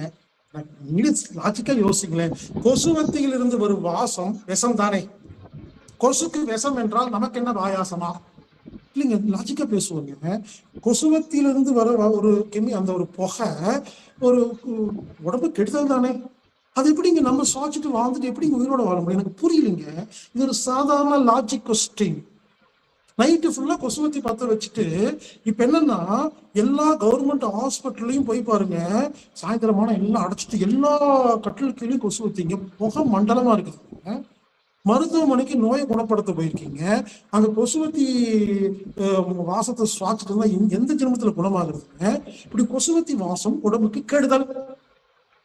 அப்புறம் இந்த ஆல் அவுட்டு, குட் நைட்டு, இதெல்லாம் கெமிக்கலுங்க. அதெல்லாம் உடம்புக்குள்ள போனா இந்த ஜென்மத்துல நோயெல்லாம் குணமாகுது, குப்பதாங்க வரும். அவருக்கு தெளிவா பேர் வச்சிருக்கான் பாருங்க, நமக்கு புரியல. அவன் பாருங்க ஆளு அவுட்டுங்கிறான், ஆளு அவுட் ஆயிடுவீங்க அப்படின்னு பேர் வச்சிருக்காங்க. ஆல் அவுட்டு, எல்லாம் அவுட் அப்படிங்கிறான். ஆல் அவுட்டு, குட் நைட்டு, இந்த ஓட மாசு, கொசுவத்தி பத்த வைக்கிற வரைக்கும் உங்களுக்கு எந்த வியாதியும் குணமாகாது. ஏனென்றால் இரவு முழுவதும் கெமிக்கல் குப்பை எல்லாம் மூக்கு வழியை உள்ள போய் லங்ஸ் போய் ரத்தத்துல கலந்து எல்லா செல்லுக்குள்ளேயும் புகை இருக்கும். இனிமேல் கொசுவத்தி எல்லாம் பத்த வச்சுட்டு தூங்காதீங்க, கடிச்சிட்டு சாப்பிட்டு தூங்க, ரெண்டும் ஒண்ணுதாங்க. பாருங்க, இதெல்லாம் சாதாரண விஷயங்க. நான் ஒன்றும் பெரிய பெரிய பெரிய விஷயத்துல சொல்லிங்க, சாதாரண லாஜிக்கா பேசிட்டு இருக்கேங்க. அதனால இன்னையிலிருந்து கொசுவத்தி, ஆல் அவுட்டு, குட் நைட்டு, ஓட மாசு இது போன்ற எதையும் பயன்படுத்தாமல் ஜன்னல் கதவை திறந்து வச்சு பாருங்க, புது காத்து உள்ள வரணும், பழைய காத்து வெளியே போடுங்க. இப்படி மட்டும் நைட்டு பெட்ரூம்ல படுத்துட்டீங்கன்னா 6 மாசங்க கேன்சர், எய்ட்ஸ் இருந்தாலும் குணமாகும், கேரண்டிங்க. காத்து இல்லாம தாங்க எல்லா வியாதியும் வருது.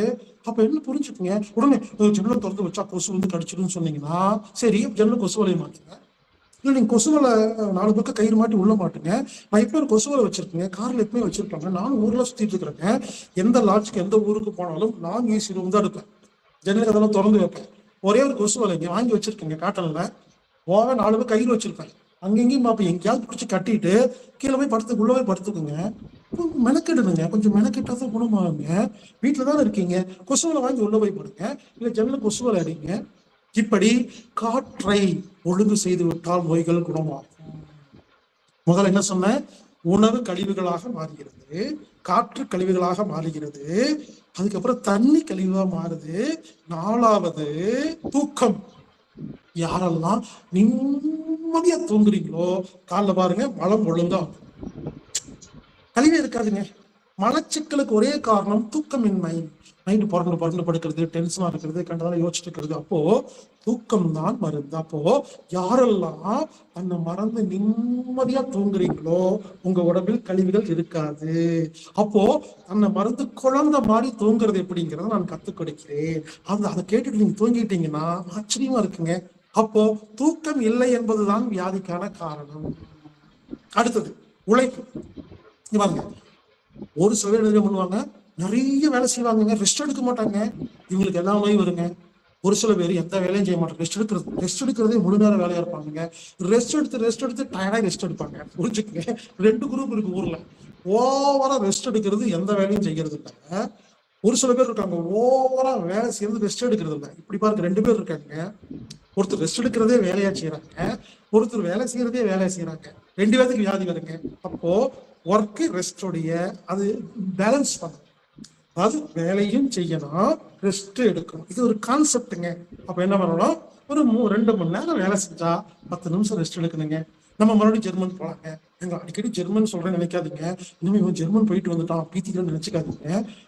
அங்க பார்த்து நான் மிரண்டு போயிட்டேங்க. ஏன்னா பல வருடம் ஆராய்ச்சி பண்ணி பிரச்சாரம் பண்ணிட்டு இருக்குது. அங்க போய் பார்த்தா எல்லா ஜெர்மன் கம்பெனிலையும் நீங்க ரெஸ்ட் எடுக்கிறதுக்கு அவ்வளோ இது பண்றாங்க, அலோ பண்றாங்க.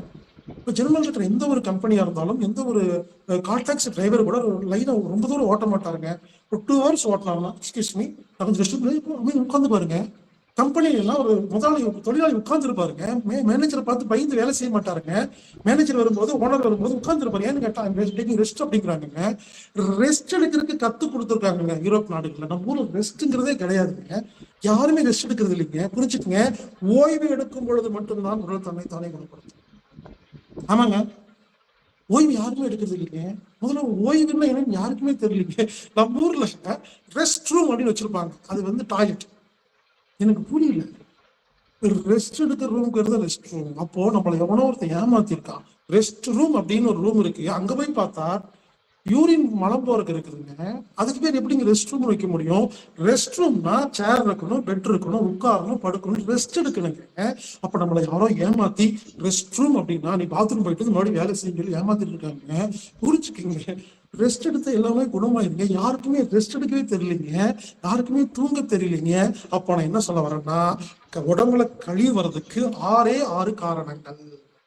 உணவை தப்பாக சாப்பிட்டால் கழிவாக மாறும், ஒழுங்காக சாப்பிட்டால் கழிவுகள் இருக்காது. தண்ணீரை தப்பாக குடித்தால் கழிவுகளாக மாறும், ஒழுங்காக குடிச்சா கழிவுகள் இருக்காது. காற்றில் கழிவுகள் இருக்கிறது. சுத்தமான காத்து கழிவுகளை உண்டு செய்யாது, தூய்மை இல்லாத காத்து கழிவுகளை உண்டு செய்யும். தூங்காமல் இருந்தால் உடம்பில் கழிவுகள் தேங்கும், ஒழுங்கா தூங்கினா சரியாயிடும். ரெஸ்ட் எடுத்தா சரியா, ரெஸ்ட் எடுக்காட்டி சரியா போகாது. கடைசியாக உடம்பில் உள்ள உழைப்பு, சரியான உழைப்பு இருந்தால் உடம்பு ஆரோக்கியமாக இருக்கும். உழைப்பு குறைந்தாலும் வியாதி வரும், அதிகமானாலும் வியாதி வரும். கடைசியாக ஒரு விஷயம் சொல்கிறேன், மனம். மனசுக்கு பிடிச்ச மாதிரி வாழ்ற ஒருத்தருக்கு கழிவெல்லாம் தானா வெளியே போகும். மனசுக்கு பிடிக்காம வாழ்ற ஒருத்தருக்கு கழிவு வெளியே போகாது. நீங்கள் சோதனை செய்து பாருங்கள். ஞாயிற்றுக்கிழமை வீட்டுல இருக்கீங்க இல்லையா, 10 நாள் எல்லாம் ஆபீஸ், காலேஜ், ஸ்கூலு, கம்பெனி போறீங்க, வேலைக்கு போறீங்க, நல்லா போறீங்க. வேலைக்கு போகல, அங்க மனமே வராதுங்க. நீங்க ஞாயிற்றுக்கிழமை வீட்டுல எந்த வேலை இல்லாம சும்மா சோபால உட்காந்து பாருங்க, டெஸ்ட் பண்ணி பாருங்க, 4 முறை பாத்ரூம் போயிட்டு வந்துருவீங்க. ஏன்? சும்மா இருந்தாலும், அதாவது மனசுக்கு பிடிச்ச மாதிரி வாழ்ந்தாதான் கழிவே வெளியே போகுங்க. அப்போ நம்ம ஊர்ல யாருக்குமே தனக்காக வாழ்றதுக்கே தெரியலைங்க. யாருக்குமே செல்ஃப் கேரே கிடையாது. மற்றவங்களுக்கு என் பிள்ளைக்காக வேலை செய்யறேன், என் ஹஸ்பண்டுக்காக வேலை செய்யணும், எல்லாரும் மற்றவங்களுக்கு வேலை செய்யறாங்களே தவிர தனக்காக யாரும் வாழ்றதே இல்லைங்க. அப்ப என்ன சொல்ல வரேன்னா, மனசுக்கு பிடிச்ச மாதிரி வாழ்றது எப்படி நீங்க யாருக்கு தெரியலைங்க. அப்ப மனசுக்கு பிடிச்ச மாதிரி வாழும்பொழுது கழிவுகள் வெளியேறுது. அப்ப குழந்தைகள்லாம் பாருங்க, அதெல்லாம் ஏன் வளரும்போது எழுதும் போது நல்லா இருக்குன்னு கேட்டா அது மனசுக்கு பிடிச்ச மாதிரி வாழ்ந்துட்டு இருக்குங்க. இப்படி மனசுக்கு பிடிச்ச மாதிரி வாழ்ந்த ஒரு குழந்தையை கூட்டிட்டு போய் ஸ்கூல்ல சேர்த்து ஒரு கால்வாசி முட்டாளாக்கி, காலேஜில் சேர்த்து ஒரு பாதி முட்டாளாக்கி, கம்பெனியில சேர்த்து முக்கால்வாசி முட்டாளாக்கி, கடைசியா கல்யாணம் பண்ணி முழு முட்டாளாக்கி, கடைசியா மோட்டிவேஷன் கிளாஸ் அங்க இங்கேயும் நம்ம போயிட்டு இருக்கிறோங்க. அதெல்லாம் தாங்க இருந்தோம் சின்ன வயசுல. ஏன்னா அப்ப நம்ம மனசுக்கு பிடிச்ச மாதிரி வாழ்ந்துருக்கிறேங்க. இப்படி மனசுக்கு பிடிச்ச மாதிரி வாழ்றது இப்படிங்கிறது கத்துக் கொடுக்குறேங்க. மீண்டும் மீண்டும் சொல்றேங்க, எனக்கு டைம் ரொம்ப கம்மியா இருக்கு. எனக்கெல்லாம் 1.25 மணி நேரங்கிறதுல ஒண்ணுமே இல்லை. ஏன்னா ஆரம்பிச்சு இன்ட்ரோடக்ஷன் கொடுக்குறதுக்கே முடிஞ்சிருக்கேன். அதாவது நான் என்ன பண்றேன்னு கேட்டீங்கன்னா, நல்லா கவனிங்க, 40 மணி நேரம் ஆன்லைன்ல ஃப்ரீயா வகுப்படுத்திட்டு இருக்கேங்க. 40 hours டெய்லி 2 மணி நேரம் 19 நாள் வகுப்படுத்திட்டு இருக்கிறேங்க. டெய்லி 2 மணி நேரம் 19 நாளுங்க, சுமார் 40 மணி நேரத்துல அத்தனை டீட்டெயிலா கேன்சர்னா என்ன, எத்தனை வகை இருக்கு, சுகர்னா என்ன, இன்சுலின் ஏன் போடக்கூடாது, என்ன பண்ணும், கருப்பையிலேயே கட்டி வருது, குழந்தையே பிறக்க மாட்டேங்குது, இப்படி உலகத்துல இருக்கிற எல்லா வியாதிகளை பற்றி, எல்லா வியாதியை பற்றி, எல்லா மனம் சம்பந்தப்பட்டேன்னு சொல்லும், கோபம், பயம், கவலை, இது சம்பந்தமா, இப்படி உணவு எப்படி சாப்பிடணும், ஃபோம் பெட்ல படுக்கலாமா, பருத்தி பெட்ல படுக்கலாமா, ஃபேன் எவ்வளவு ஸ்பீட்ல வைக்கணும், இப்படி என்ன டைல்ஸ் போடணும், மார்பிள் போடலாமா அப்படின்னு ஒரு வீட்டுல இருக்கிற எல்லா விஷயம் நம்ம வாழ்ற ஒரு, அதாவது life style, complete life style இருக்கிற நல்லது கெட்டதுகளை நான் புரிய வைப்பேன். அதை கேட்டுவிட்டு நீங்கள் லைஃப் ஸ்டைலை மாத்தினோன்னு உங்களுக்கு இருக்கிற 4000 வியாதிகள் குணமாகும்.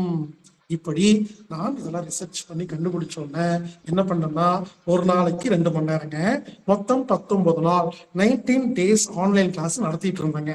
இப்ப நான் நடத்துறது இல்லைங்க. இப்ப என்ன பண்ண போறோங்க, எல்லாருக்கும் அந்த 19 வீடியோ இருக்கு இல்லைங்களா, ஒரு நாளைக்கு 2 மணி நேரம் 19 வீடியோல அந்த வீடியோவை உங்க எல்லாருக்கும் நான் இலவசமா கொடுக்க போறேங்க. நீங்க பொறுமையா இந்த 19 வீடியோவை வரிசையா முழுமையா பாத்தீங்கன்னா, அதுல சுகர்னா என்னன்னு 1 மணி நேரம் பேசியிருப்பேங்க, பிபின்னா என்னன்னு 1 மணி நேரம் பேசியிருப்பேங்க, கேன்சர், எய்ட்ஸ், மஸ்குலர் டிஸ்ட்ரோபின்னு உலகத்துல எல்லாமெல்லாம் வியாதி இருக்கோ எல்லா வியாதியும் ஏன் வருது, எப்படி சரி பண்றதுன்னு சொல்லி இந்த 19 வீடியோல முதல் 10 வீடியோ பாத்தீங்கன்னா, 10 வீடியோங்க 20 மணி நேரம் செலவு பண்ணீங்கன்னா 4000 வியாதிகளுக்கு மருந்து இல்லாமல் எப்படி சரி பண்றதுன்னு தெளிவாக இருக்கும். அடுத்த 5 வீடியோ மனம் சம்பந்தமா, ஆள் மனம், நடு மனம், மேல் மனம், கீழ் மனம், ஏன் டென்ஷன் ஆகுது, நம்ம எப்படி ஹாப்பியா வாழ்றது, மனதை பற்றி 5 வீடியோங்க.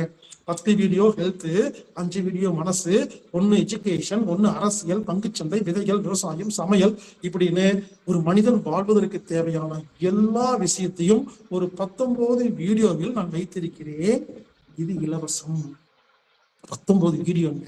இது தமிழ்ல மட்டும் இல்லைங்க, தமிழ், தெலுங்கு, கன்னடம், மலையாளம், ஹிந்து, மலாய், உருது, சைனீஸ், சிங்கள மொழி உட்பட 10 மொழிகளில் மொழிபெயர்த்து புக் எழுதியிருக்கேன், வீடியோ வச்சிருக்கேன், ஆடியோ வச்சிருக்கேங்க.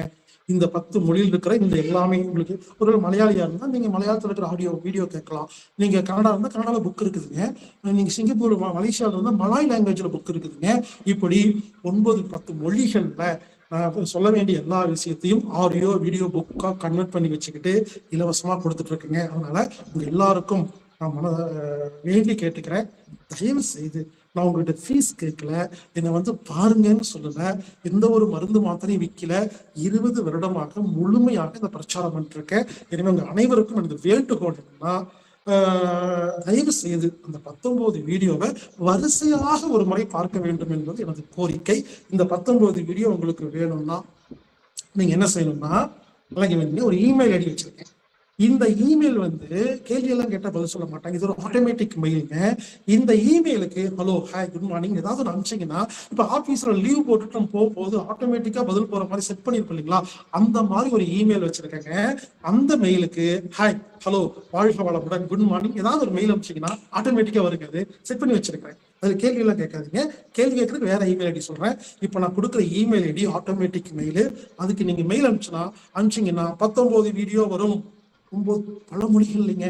அதனால ஒரே ஒரு முறை அதை லைனா கேட்டு வரும் பொழுது உங்களுக்கு இது வரைக்கும் இந்த உலகத்தில் இருக்கிற நோய் சம்பந்தப்பட்ட விஷயத்துக்கும் இதற்கும் ஒரு புரிதல் ஏற்படுங்க.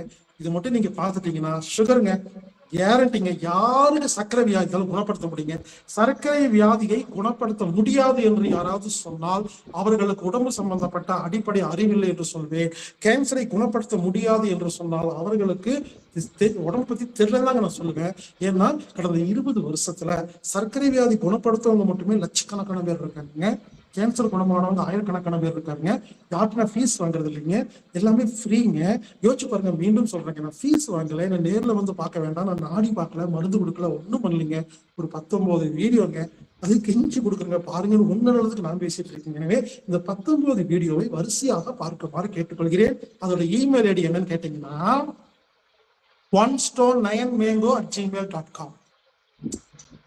அதாவதுங்க ஒரு கல்லு 9 மாங்காய் @gmail.com. இப்போ ஒரு கள்ளத்துக்கு வீசி 2 மாங்காய் என்ன சொல்லுவோம், ஒரே கலர் 2 மாங்கான்னு சொல்லுவோம் இல்லைங்களா. அந்த கான்செப்ட்ல ஒரு கள்ளத்துக்கு வீசினா 9 மாங்காய் எப்படி இருக்கும் புரியலீங்களா. அதாவது 9 சப்ஜெக்ட் இருக்குங்க அதுல. ஹெல்த், மைண்ட், ரிலேஷன்ஷிப் அப்படின்னு சொல்லி உடல் நலம், மனநலம், கல்வி நலம், குடும்ப நலம் அப்படின்னு 9 நலத்தை நான் அந்த வீடியோல கொடுத்துருப்பேன். அதனால நீங்க ஒரு கல்லை வீசினா நான் 9 மாங்காய் கொடுக்குறேங்க. அதாவது நீங்க எனக்கு ஒரு மெயில் அனுப்பிச்சா 9 விஷயத்தை உங்களுக்கு கொடுக்குறேன். இதை ஞாபகம் வச்சுக்கிற மாதிரி, மனசுல நிக்கிற மாதிரி onestone9mango@gmail.com. நம்பர்ஸ் கிடையாதுங்க, letters. ONE1 STONE onestone mango@gmail.com. இதுக்கு ஒரு இமெயில் அனுப்பிச்சிங்கன்னா இந்த 19 வீடியோ பல மொழிகள்ல இருக்குதுங்க. உங்களுக்கு எப்ப வாய்ப்பு இருக்கு அவசரமே இல்லைங்க. பொறுமையா பார்த்துட்டு நான் முழு நேரமா பதில் சொல்ல காத்திருக்கேங்க. என்னோட வேலை எழுதுறீங்களா, ஒரு நாளைக்கு 300 பேருக்கு இலவசமாக ஆலோசனை கொடுப்பது மட்டும்தாங்க வேலை. ஃப்ரீங்க. எப்பவும் தொடர்பு கொள்ளலாங்க. என்ன தொடர்பு கொள்றதுக்கு இன்னொரு இமெயில் அடிங்க. என் பேர் ஹீலர் பாஸ்கருங்க. healer@gmail.com. அவ்வளவுதாங்க, ரொம்ப சிம்பிள்ங்க. HEALER healer. உங்களுக்கு ஸ்பெல்லிங் தெரியும். ஆனா பாஸ்கருக்கு பல பேர் BH போட்டுருவீங்க, கிடையாதுங்க. கடைசி ER போடுங்க, அதுவும் கிடையாது பாருங்க. ஹீலர் BASKAR ஹீலர் பாஸ்கர்@gmail.com-க்கு நீங்க என்ன வேணா சந்தேகம் கேட்கலாங்க. உடல் சம்பந்தமா, மனம் சம்பந்தமா, இன்வெஸ்ட்மெண்ட் சம்பந்தமா, அரசியல் சம்பந்தமா, கேஸ் சம்பந்தமா, வழக்கு சம்பந்தமா, எனி கொஸ்டின்ங்க. வாஸ்து சம்பந்தமா என்ன வேணா கேட்கலாங்க, யாருக்கு வேணா கேட்கலாங்க. என்னோட முழு நேரம் வேலை எழுதுறீங்களா, என் செல்போனை கையில பிடிச்சிட்டு அது இருக்கிற இமெயிலுக்கு காலைல இருந்து நைட்டு வரைக்கும் மினிமம் 100 முதல் 300 மெயில் வருங்க. நான் முதல் நேரம் பதில் சொல்லுவாங்க. இது பண்ணுங்க, அது பண்ணுங்க, அப்படி பண்ணுங்க, இப்படி பண்ணுங்க, உங்க ஊர்ல அவரை போய் பாருங்க, இவரை போய் பாருங்க சொல்லி என்னோட முழு நேர வேலையே புது விஷயங்களை ஆராய்ச்சி செய்வது, அதை மக்களுக்கு கொடுப்பது, யார் கேள்வி கேட்டாலும் பதில் சொல்வது. இதாங்க முழு நேர வேலை. நிறைய விஷயம் இருக்குதுங்க. அது மட்டும் இல்லாம 60 விதமான வகுப்புகள் நடத்திக்கிட்டு இருக்கிறாங்க. சரகலை, மேஜிக் மைண்டு, பெண்கள் நலம், கண்ணாடி கழட்டும் பயிற்சி, ஆரியப்பட்டா மெமரி, அஸ்திக்கெட்டு, ஜோதிடம், விண்ணியல், வாழ்வியல்னு 64 வகையான வகுப்புகள் நடத்துறாங்க. எந்த வகுப்பு வேணாலும் எனக்கு கேளுங்க. உங்களுக்கு அது இலவசமா கூட அந்த வீடியோ அனுப்பிச்சு வைக்கிறேங்க. இமெயில் பண்ணா போதுங்க. என்னோட ஒன்லி கம்யூனிகேஷன் இமெயில். எனவே எந்த வியாதியாக இருந்தாலும், எந்த பிரச்சனையாக இருந்தாலும், மனம் சம்பந்தப்பட்ட, குடும்பம் சம்பந்தப்பட்ட, கல்வி சம்பந்தப்பட்ட எனி கொஸ்டின் healer@gmail.com நீங்க அனுப்பினால் இலவசமாக ஆலோசனை கொடுக்குறேங்க. எல்லாம் படிச்சு பார்த்துட்டு பதில் சொல்லுவாங்க. நானே அவுட் கோயிங் பண்ணி உங்களை பேசுவேங்க. எந்த நாட்டுல யார் இருந்தாலும் அவுட் கோயிங் நான் பண்ணி உங்களுக்கு பேசுவேங்க. எவ்வளவு நேரம் ஆனாலும். இன்னும் முழு நேர வேலையே இந்த சமுதாயத்தில் மறைக்கப்பட்ட உண்மைகளை அதை எடுத்து நம்ம புரிஞ்சுக்கிட்டு நானும் வாழ்ந்து மற்றவங்களுக்கு கொடுக்கணும் அப்படிங்கிறதுதான் எனது எண்ணங்க. இதைத்தான் நான் 20 வருஷமா நான் ஒரு நாள் 2 நாள் இல்லைங்க. பல பேர் நான் பார்த்து யூடியூபர்னு சொல்லுவாங்க. யூடியூப்னா என்னன்னே யாருக்குமே தெரியாத காலத்துல நான் யூடியூப் வீடியோ போட்டுருக்கிறேங்க. புரிஞ்சுக்கங்க. இந்த விஷயத்தை கொண்டு போய் சேர்த்துட்டு இருக்கிறோம். எனவே 2 விஷயங்க. 1stone9mango@gmail.com இமெயில் பண்ணா ஆட்டோமேட்டிக்கா ஒரு மெயில் வரும். அதை முழுமையாக வாசியுங்கள். சந்தேகம் இருந்தால் healerbaskar@gmail.com நீங்கள் அனுப்புங்கள். நான் நேரடியாக பதில் சொல்வேன். இல்லைங்கிட்ட பேசணும், I want to talk to your number அனுப்புங்க. நான் பேசுறேங்க, நான் கூப்பிடுறேன். உங்களுக்கு எனி கொஸ்டின் கேட்கலாங்க. எனவே மொத்த விஷயத்தையும் நான் இந்த 1 மணி நேரத்துல சொல்லிட்டேங்க. இது மட்டும் இல்லைங்க, இப்படி ஒவ்வொரு விஷயமும் வந்து வாஸ்துனா அதுக்கு தனியா கிளாஸ் இருக்குதுங்க. ஒவ்வொரு சப்ஜெக்டும் தாந்திரிக தாம்பத்தியம், விண்ணிலும் வாழ்விலும், பஞ்சசுத்தி, colour therapy, leaf therapy, acupuncture, reiki, என்னென்னமெல்லாம் ஊர்ல எல்லாம் விஷயம் இருக்குதோ எல்லா விஷயத்தையும் நான் கத்துக்கிட்டு அதை ஒரு கோர்வையா ஒரு வீடியோவா மாத்தி வச்சிருக்கிறேங்க. என்ன கொஸ்டின் கேட்டீங்கன்னா கட்கா பேச அனுப்புவாங்க. ரெடியா வச்சிருக்கேங்க. அடிச்சு டைப் பண்ணி வச்சிருக்கேன். நீங்க என்ன கேள்வி கேட்டாலும் பதில் சொல்ல தயாரா இருக்கிறேங்க. எனவே 1stone9mango@gmail.com இமெயில் பண்ணுங்க. நிறைய விஷயம் உங்களுக்கு வரும். ஃப்ரீ டைம்ல பாருங்க. healerbaskar@gmail.com இமெயில் பண்ணுங்க. அவங்களுக்கு நேரடியாக பதில் சொல்லுகிறேன். இந்த நேரத்தில் இந்த இடத்தில் எனக்கு வாய்ப்பு கொடுத்த அனைத்து நண்பர்களுக்கும், ஃபாதர் ரெயின் அவர்களுக்கும், ஃபாதர் சஞ்சய் அவர்களுக்கும் மற்றும் அனைத்து நல்லுள்ளங்களுக்கும், என்னையும் மதித்து இவ்வளவு நேரம் பொறுமையாக இந்த வகுப்பில் கலந்து கொண்ட அனைத்து நல்லுள்ளங்களுக்கும் எனது மனமார்ந்த நன்றிகள், வாழ்த்துக்கள். தயவு செய்து இமெயில் ஐடிங்க 1stone9mango@gmail.com ONESTONE9mango@gmail.com automatic mail. Healer Baskar HEALERBASKAR பண்ணா பதில் சொல்லுவேன்.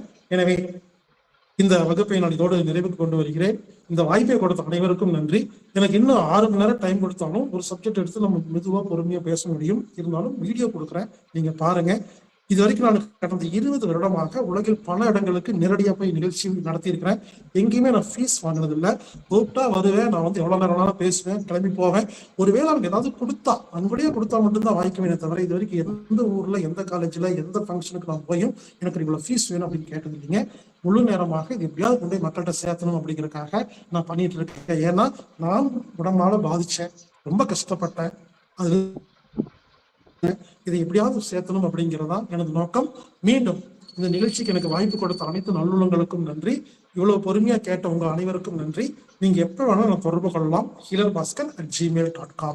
செழிக்கட்டும் விவசாயம், சீர்படட்டும் நிர்வாகம், உலக மக்கள் முகங்களில் இளவட்டும் புன்சிரிப்பு, வளர்க ஆன்மீகம், வாழ்க வாழ்வாங்கு. அனைவருக்கும் நன்றி, வாழ்த்துக்கள்.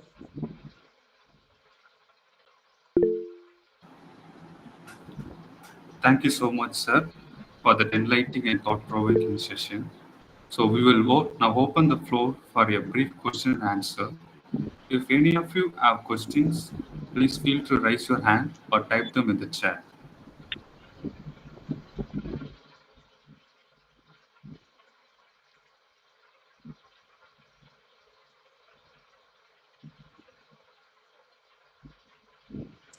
Prajini and Maria Teresa have raised their hands.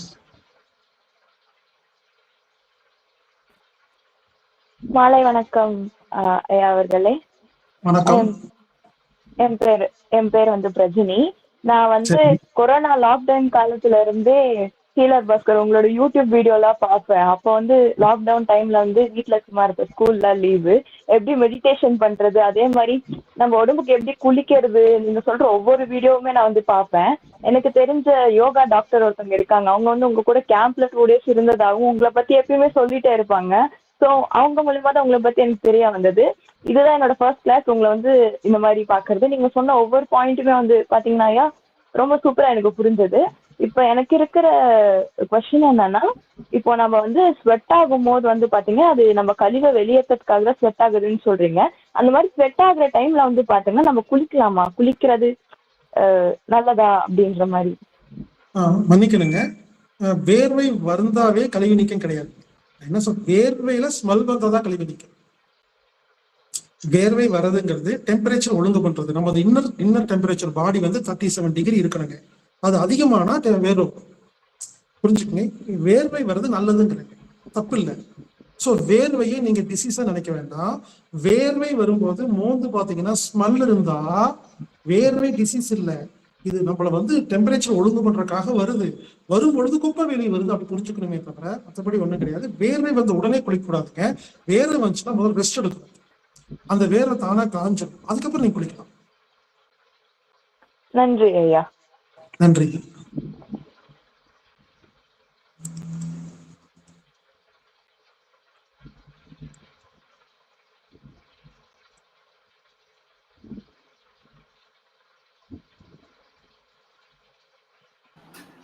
Yes, Anybody else? வணக்கம் ஐயா. வணக்கம். நான் உங்களுடைய வீடியோவை ரொம்ப வருஷங்களா பார்த்துட்டு இருக்கேன். அதுல நிறைய காரியங்கள் நான் எனக்கு நடந்திருக்கு. முக்கியமா இந்த வயிற்றால போறதெல்லாம் பத்தி சொல்லியிருக்கீங்க இல்லையா, அது நிஜம். உடம்ப வந்து சுத்தப்படுத்திக்குது. எனக்குள்ள டவுட் இந்த வியர்வை தான். வியர்வைன்றது எல்லாருக்கும் உடம்புல வரும், எனக்கு தலையில வருது. தலையில தான் முதல்ல நிறைய வேர்க்குது. வேர்த்துட்டு அதுக்கப்புறம் வந்து என்னதான் சளி பிடிக்குது. இது வந்து தலையில இருக்க கழிவு வெளியில வருதா? அது முன்னாடிலாம் இல்ல, இப்போ ஒரு 7-8 வருஷமா. இது வந்து கழிவு நீக்கமா அல்லது இது வேற ஏதாவது? கழிவு நீக்கம் கிடையாதுங்க. அப்நார்மல் டெம்பரேச்சர் மறுபடியும் சொல்றேங்க. இன்னர் டெம்பரேச்சர் 37 டிகிரி இருக்கும். நீங்க பாருங்க, தெர்மாமீட்டர் நாக்குல தான் வச்சு பாக்குறாங்க. யாரும் உள்ளங்கையில வச்சு பார்க்கல, கக்கத்துல வச்சு பார்க்கல, மூட்டுக்கிட்ட வச்சு பார்க்கலீங்க. ஏன் நாக்குல வச்சு பாக்குறாங்களா? நாக்கு மட்டும்தான் இன்னர் டெம்பரேச்சரை கரெக்டா கொடுக்கும். ஸோ உங்களோட இன்னர் டெம்பரேச்சர் எப்பெல்லாம் 37 டிகிரி கம்மி ஆகுதோ அதிகமாகுதோ அப்பெல்லாம் உங்களுக்கு அந்த வேர்வை வருது. ஸோ நீங்க என்ன பண்ணுங்கன்னா healerbaskar@gmail.com-க்கு ஒரு மெயில் பண்ணுங்க. என்ன பண்ணுங்கன்னா, ஹவு டு மெயின்டைன் ஹீட் இன் பாடி அப்படின்னு போட்டீங்கன்னா உடல் உஷ்ணம் ஏன் அதிகமாகுது, ஏன் கம்மியாகுது அப்படிங்கிறத டீட்டெயிலா பேசி அதுக்கப்புறமா 13 வழிகள், டெம்பரேச்சர் அதிகமான கம்மி பண்றதுக்கு 13 வழிகள், கம்மியான அதிகம் பண்றதுக்கு 13 வழிகள் எழுதி வச்சிருக்காங்க. இப்ப பேசினதுக்கு ஒரு 1/2 மணி நேரம் ஆகும். நீங்க healerbaskar@gmail.com-க்கு how to control our heat in our பாடின்னு சொல்லி போங்க அனுப்பிச்சு வச்சீங்கன்னா, நான் ஒரு ஆர்டிகல் அனுப்பிச்சு வைப்பேன். அதை ஃபுல்லா படிச்சீங்கன்னா உங்களுக்கு கிளியர் ஆகும். ஃபார் எக்ஸாம்பிள் பாத்தீங்கன்னா, இப்ப நான் ஜெர்மன் போறேன்னு வச்சுக்கோங்களேன். அங்க குழுன்னு இருக்கும், ஆனா எனக்கு ஒண்ணுமே பண்ணாது. ஏன்னா என்ன பண்ணுவேன்னா, அங்க போன உடனே என்னோட ஹீட் இன்க்ரீஸ் பண்றதுக்கான வேலைகளை கரெக்டா பண்ணுவேன். இதே வந்து நான் சப்போஸ் வந்து சவுதி அரேபியா போயிட்டேன், அங்க வந்து இப்போ +50 டிகிரி இருக்குன்னு வச்சுக்கோங்களேன். ஹீட் ஆஃப் இடத்துல என்ன பண்ணுவேன்னா, சில மெத்தட் பண்ண உடனே நான் கூலிங் பண்ண ஆரம்பிச்சிருவேன். ஸோ புரிஞ்சுக்கோங்க. அப்போ பாடி டெம்பரேச்சர் 37 டிகிரி எப்படி மெயின்டைன் பண்றதுங்கிறது ஒரு தனி கலைங்க. இப்போ ஒரு நாய் பார்த்தீங்கன்னா திடீர்னு பார்த்தா ஒரு ஈரமான இடத்துல படுத்திருக்கும், திடீர்னு பார்த்தீங்கன்னா வெயில போய் படுத்திருக்கும். இப்போ விலங்குகள் என்ன பண்ணுதுன்னா கரெக்டாக மெயின்டைன் பண்ணுதுங்க. ஸோ நீங்க இமெயில் அனுப்புங்க, நான் ஒரு கட்டுரை அனுப்புறேன், அதை முழுசா படிச்சுட்டு அப்போ உங்களுக்கு புரிஞ்சிடும், ஓஹோ நம்ம இங்க தப்பு பண்றோம்னு. அதை நீங்க கட்டுரை படிக்கும் பொழுதுதான் உங்களுக்கு புரியும் எங்க நீங்க தப்பு பண்றீங்கன்னு. அதை சரி பண்ண உடனே இனிமேல் இந்த மாதிரி சொட்டிங் வரவே வராது. ரொம்ப நன்றிங்க ஐயா. நன்றிங்க.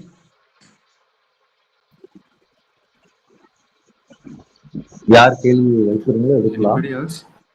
If you want to ask. Hello sir, கேக்குதுங்களா? கேக்குதுங்க. ரொம்ப சந்தோஷம் உங்களை சந்திச்சதுல. நான் உங்களை பத்தி நிறைய கேட்டிருக்கேன், உங்க வீடியோஸ் பார்த்திருக்கேன். ரொம்ப சந்தோஷம் இன்னைக்கு உங்களை கிளாஸ்ல பார்த்ததுல. என்னோட கேள்வி ஒண்ணுதான் சார். அதாவது தூங்கி எந்திரிக்கும் போது சில நேரத்துல தலை வந்து ரொம்ப பாரமா இருக்குது. சோ அன்னைக்கு அது அப்போ வந்து கொஞ்சம் டைம் ஆகுது அது நார்மல்சிக்கு வர. ஓகேங்க. நம்ம தூங்குறத எதுக்குன்னா ரீசார்ஜ் பண்றதுக்கு. இப்போ தூங்கி எந்திரிச்சுன்னு தலைபாரமா இருக்குன்னா ரீசார்ஜ் ஒழுங்கா நடக்கலைன்னு அர்த்தங்க. அதுக்கு என்ன ரீசனா இருக்கலாம்னா, நீங்க ஃபோம் பெட்ல படுத்தா இப்படி ஆகும்.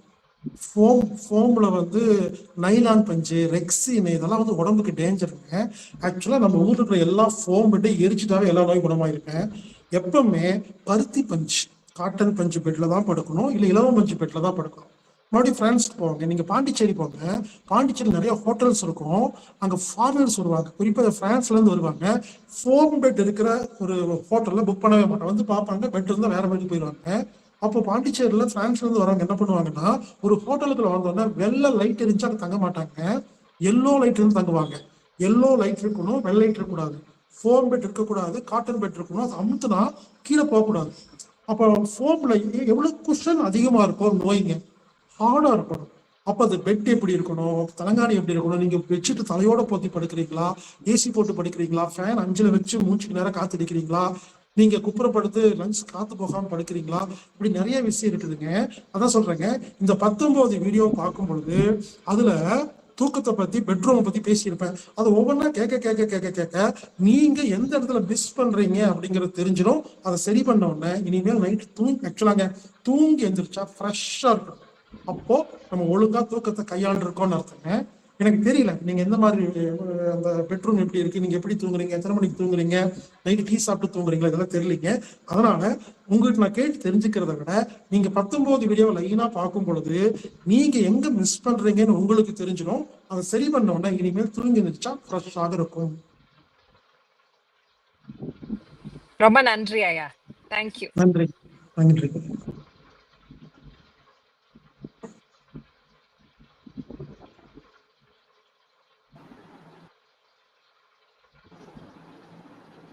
So anybody else want to ask any question? You can raise your hand.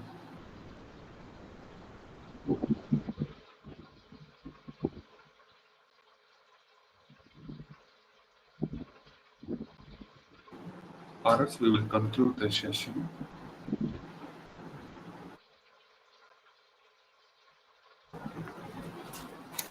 Okay.